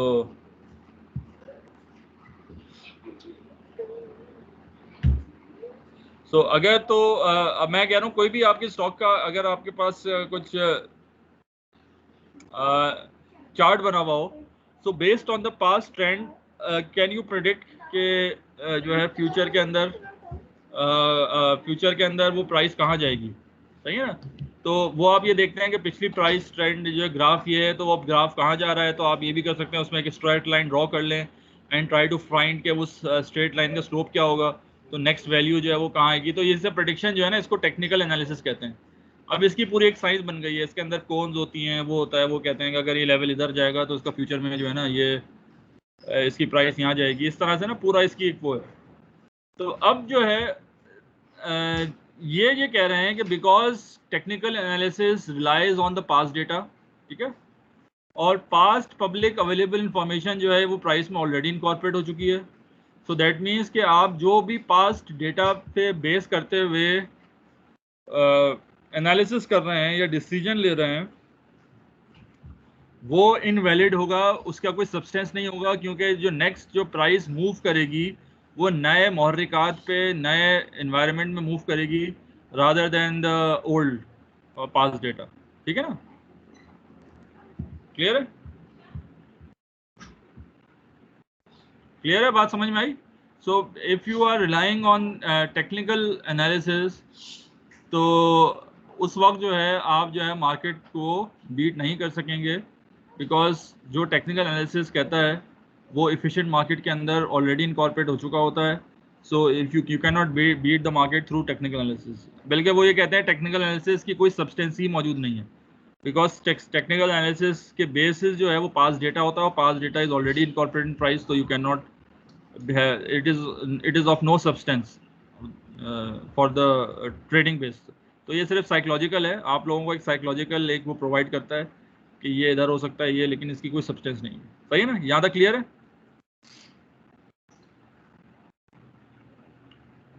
एनी क्वेश्चंस?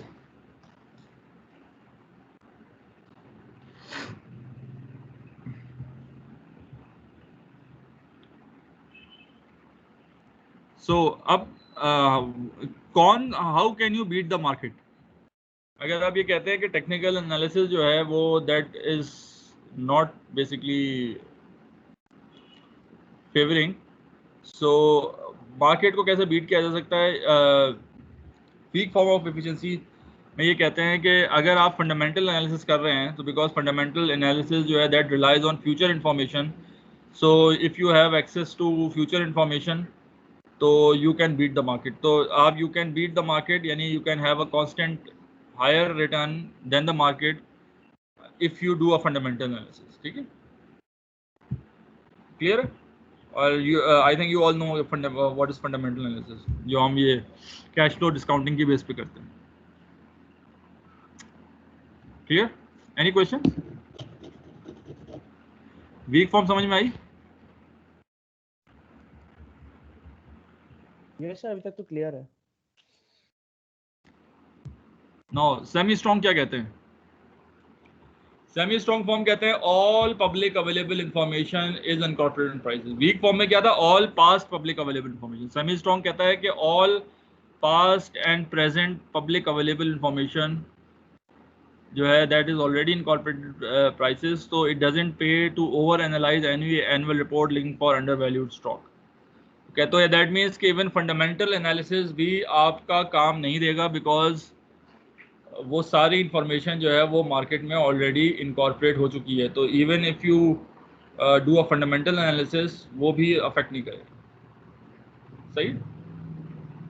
इसके रीज़न क्या है? इसका रीज़न ये कहता है कि जैसे मार्केट फॉर एग्जाम्पल फंडामेंटल ये इक्विटी एनालिस्ट होते हैं जो शेयर प्राइस प्रेडिक्ट कर रहे होते हैं। सो इनका काम क्या होता है, ये मॉडल बनाते हैं, इकोनॉमिक मॉडल, फंडामेंटल एनालिसिस। इसके बेस पे जो है वो इन्वेस्टर पोजीशन लेता है। तो अब ये कहते हैं कि मार्केट इतनी डेवलप हो गई है कि now they are thousands of people जो कि मॉडल्स पे काम कर रहे होते हैं, उसके बाद पोजीशन ले रहे होते हैं। तो दैट मीन्स कि मार्केट में ऑलरेडी जो है जितना भी फंडामेंटल इफेक्ट है वो ऑलरेडी इफेक्ट इनकॉर्पोरेट हो चुका होता है। तो अगर आपके पास कोई इंफॉर्मेशन मौजूद है ऐसी फंडामेंटल की जिसमें उसके बेस पे अगर कोई आप डिसीजन लेंगे तो वो जो है उसका अफेक्ट नहीं होएगा, क्योंकि टेक्निकली वो चीज़ ऑलरेडी आ चुकी है। तो अगर मूव करेगी मार्केट तो वो कोई नया फिनोमेना से करेगी, फंडामेंटल एनालिसिस भी काम नहीं करेगा। ठीक है, यहाँ तक बात समझ में आ गई? सो इसमें कौन मार्केट को बीट कर सकता है सेमी स्ट्रॉन्ग फॉर्म में? जी जी बताएं। जी नहीं सर, मैं कह रहा हूँ टेक्निकल एनालिसिस भी काम नहीं करेगा इधर। टेक्निकल भी नहीं करेगा ना, फंडामेंटल भी नहीं करेगा। सेमी स्ट्रॉन्ग में क्या काम करेगा? तो क्या काम करेगा? ये कहते हैं कि अगर आपके पास प्रिविलेज इंफॉर्मेशन हो, नॉन पब्लिक इंफॉर्मेशन हो, तो you can beat the market, because all the public available information जो है वो ऑलरेडी प्राइस में इनकॉर्पोरेट हो चुकी है। So that means the only information that is not incorporated is private information. तो अगर आपके पास प्राइवेट इंफॉर्मेशन मौजूद होती है तो उसके बेस पे you can beat the market even in a semi strong form. Clear है? यस। तो अब फिर ये कहते हैं आगे जाके कि मार्केट जब डेवलप होती है तो सेमी स्ट्रॉन्ग से जो है ना स्ट्रॉन्ग फॉर्म की तरफ मूव करती है। तो होता ये है कि जब लोग ये देखते हैं कि यार फंडामेंटल से भी काम नहीं चल रहा, टेक्निकल से भी काम नहीं चल रहा, तो फिर वो क्या करते हैं, फाइनेंशियल इंटेलिजेंस का काम करते हैं। यानी they hire people, they try to gather the private information. सही है। इसकी एग्जांपल मैं आपको बताऊं। ईसीसी जो है इकोनॉमिक कोऑर्डिनेशन कमेटी, एक पाकिस्तान का जो है सेंट्रल वो इदारा है जो डिसीजन ले रहा होता है इकोनॉमी के ना। सो ईसीसी की जो मीटिंग होती है वो हफ्ते को होती है। हफ्ते को होने की कोई खास वजह है क्या? सर मार्केट मूवमेंट नहीं हो सकती अगर क्लासिफाइड इंफॉर्मेशन या कोई इस तरह की इंफॉर्मेशन आए तो इसका मतलब ये है कि अच्छा ईसीसी के अंदर जो बंदे बैठे हुए हैं, लेट सपोज उन्होंने जो डिसीजन लिया, तो दैट मीन्स कि ईसीसी के लोग उन पे ट्रस्ट नहीं करते।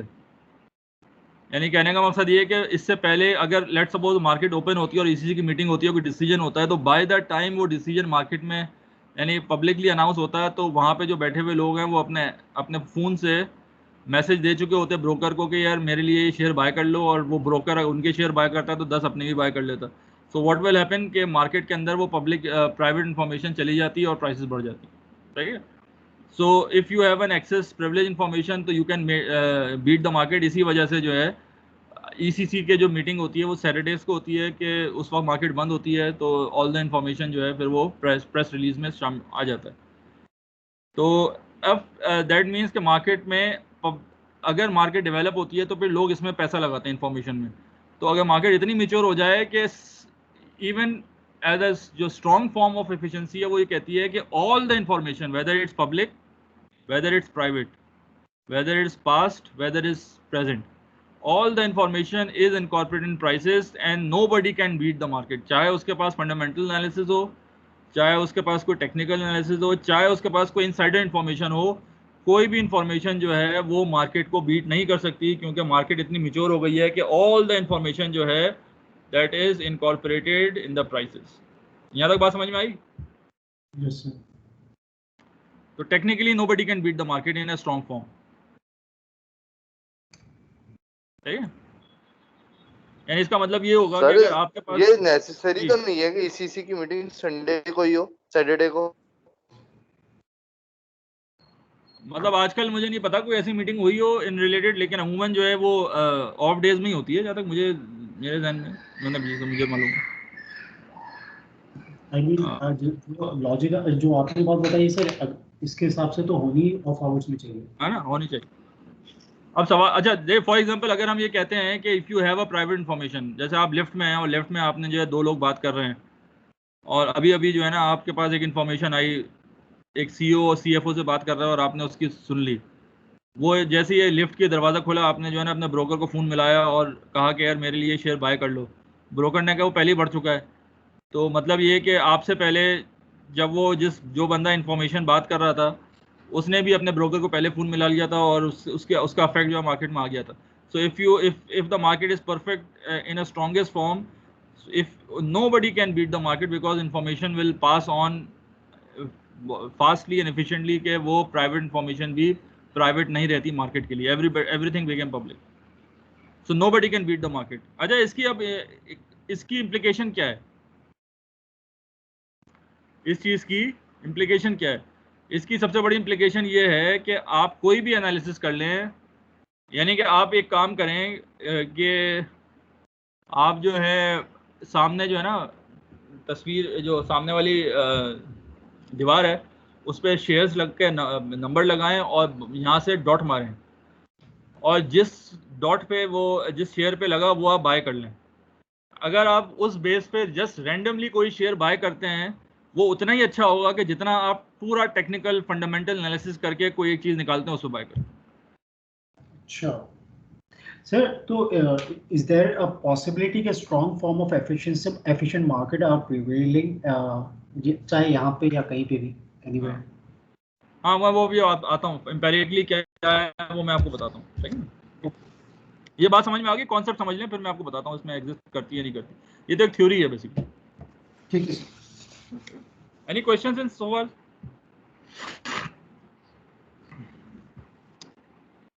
सर स्ट्रॉन्ग फॉर्म में भी कोई आउटलायर्स तो होंगे ना, जिसको हम पकड़, जो मतलब ओवरऑल ठीक है, परफेक्ट है, और लेकिन कोई आउटलायर्स हमेशा होते हैं मार्केट के अंदर, चाहे वो स्ट्रॉन्ग फॉर्म ही क्यों ना हो। हाँ, लेकिन हम ये कह रहे हैं कि nobody can beat the market in a strong form. इसका ये मतलब नहीं है कि कोई बंदा पैसा नहीं कमा सकता। मार्केट बीट का मतलब है कंसिस्टेंटली आप मार्केट ज़्यादा पैसा कमा रहे हो। यू कैन आप कमा सकते हैं लकी, जैसे मैं तो कह रहा हूँ कि सिंपल सा आप डॉट रेंडमली एक स्टॉक पिक करें, उसके अंदर भी लक के चांस उतना ही होंगे इन अ स्ट्रॉन्ग फॉर्म जितना कि आप बड़े सोफिस्टिकेटेड एनालिसिस करके करें, ठीक है ना? यानी कि लक का चांस रहेगा, you can get lucky, you can make money out of it, लेकिन जो है कंसिस्टेंटली मार्केट बीट नहीं कर सकते, बिकॉज ऑल द इंफॉर्मेशन जो है जिसकी बेस पे आप कंसिस्टेंटली कोई चीज़ कर सकते होंगे वो ऑलरेडी प्राइस में इनकॉर्पोरेट हो चुकी है। ठीक है, यहाँ तक समझ में आई बात? Yes sir.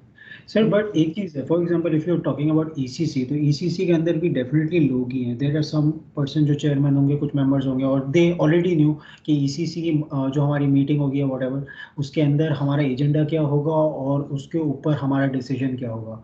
तो आई मीन अगर एक बात है चीट की, तो दे नोस कि हमें मीटिंग में जाके ये करना है, तो they could be the person जो पहले ही बता दे कि हम लोग ये एजेंडा लेने वाला है और इस तरीके से आप कर लें। तो I mean, a decision will be taken afterwards, but everyone knows that this is the decision that's going to be taken. हाँ, बिल्कुल बिल्कुल, ये भी हो सकता है, बिल्कुल आप सही कह रहे हैं। समटाइम्स ऐसा होता है कोई इमिनेंट डिसीजन होते हैं जो कि फॉर्मली टेक करते हैं, तो उसके अफेक्ट पहले से ही प्राइस पे आ जाता है। यस, ये बात तो है। फॉर एग्जांपल अब आपको पता है शुगर माफिया इसको हम कहते हैं ना, अगर आपने प्राइसेस शुगर की सप्लाई कोई बंदा कंट्रोल कर रहा है तो उसे पता है कि प्राइस जो है वो अल्टीमेटली बढ़ेगी ही, ठीक है ना? तो वो पहले से कॉम्प्रीहेंड भी कर सकता है, उसमें इन्वेस्ट भी कर सकता है, तो ऐसे काम कर सकता है, सही है ना? तो ये बात सही है।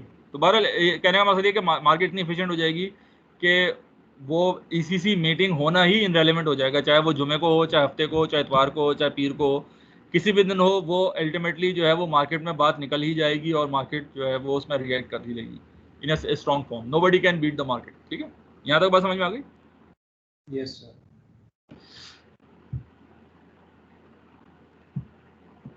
अब वो बात करते हैं एम्पेरिकली क्या होता है। मुख्तलिफ चीज़ों से टेस्ट किया गया है इसको, पाकिस्तान में भी टेस्ट किया गया है, दुनिया भर में भी टेस्ट किया गया। ओवरऑल जो है ये एफिशिएंट, मैं पहले चलें दुनिया भर की जो स्टडीज बता दूँ, इट्स दुनिया भर में हाईली एफिशिएंट होती हैं वीक फॉर्म में। दैट मीन्स के जो मार्केट लाया करती हैं वो समवेयर बिटवीन सेमी स्ट्रॉन्ग और वीक फॉर्म में। स्ट्रॉन्ग फॉर्म की एफिशिएंसी का कोई सबूत नहीं मिला they are reasonably efficient in semi strong form and highly efficient in a weak form. सही है ना? तो that means के you can have a small group of individual who can beat the market consistently because markets are not efficient in a strong form. ये कैसे निकाला? ये मुख्तलिफ तरीके होते हैं इनके, कुछ स्टैटिस्टिकल मेथड्स होते हैं और कुछ इस तरह होते हैं कि इन्होंने जो है ना वो देखा कि जो इन्वेस्टर मौजूद है वो कितना क्या सस्टेनेबल प्रॉफिट बना रहे हैं. अगर बहुत ज़्यादा तादाद में लोग जो है ऐसे हैं कि जो अबव एवरेज प्रॉफिट बना रहे हैं तो दैट मीन्स वो वीक फॉर्म में एफिशिएंट नहीं है.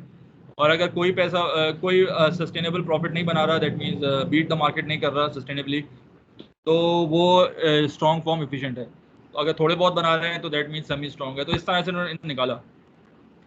पाकिस्तान के केस में बहुत सारे, अच्छा इसके अलावा और स्टैटिस्टिकल मेथड्स भी होते हैं जिससे वो उन्होंने वो निकालते हैं इसकी. तो स्टैटिस्टिकल मेथड में पाकिस्तान के कुछ केसेस थे जिसमें उन्होंने कहा कि पाकिस्तानी मार्केट एफिशिएंट नहीं है, और कुछ ने कहा कि एफिशिएंट है या वीक फॉर्म में एफिशिएंट है. तो इसके अंदर कुछ कॉन्फ्लिक्टिंग स्टडीज आई थी, ठीक है ना.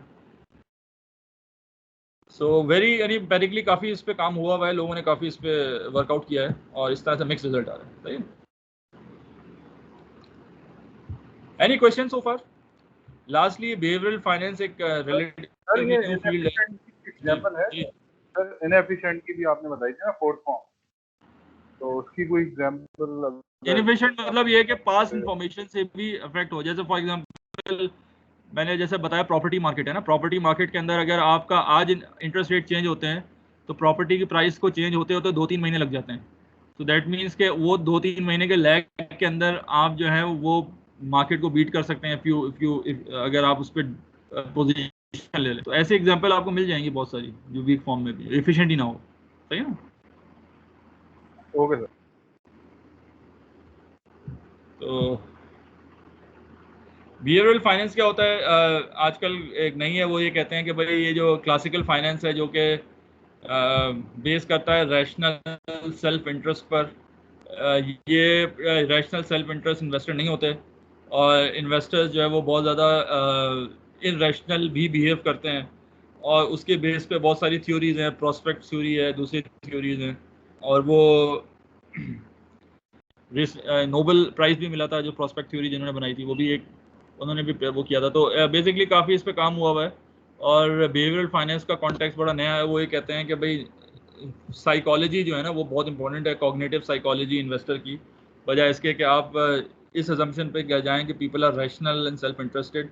वो उस पर नहीं जाते हैं. साइकोलॉजी जो है ना कॉग्निटिवली वो बिहेव करते हैं. तो बहरहाल इसकी डेप्थ बहुत है, किसी और दिन डिस्कस करेंगे. So this is the cash flow. Any question so far? ये हमारा एंड हो गया, ये टॉपिक हमारा. कोई सवाल? No sir. ओके.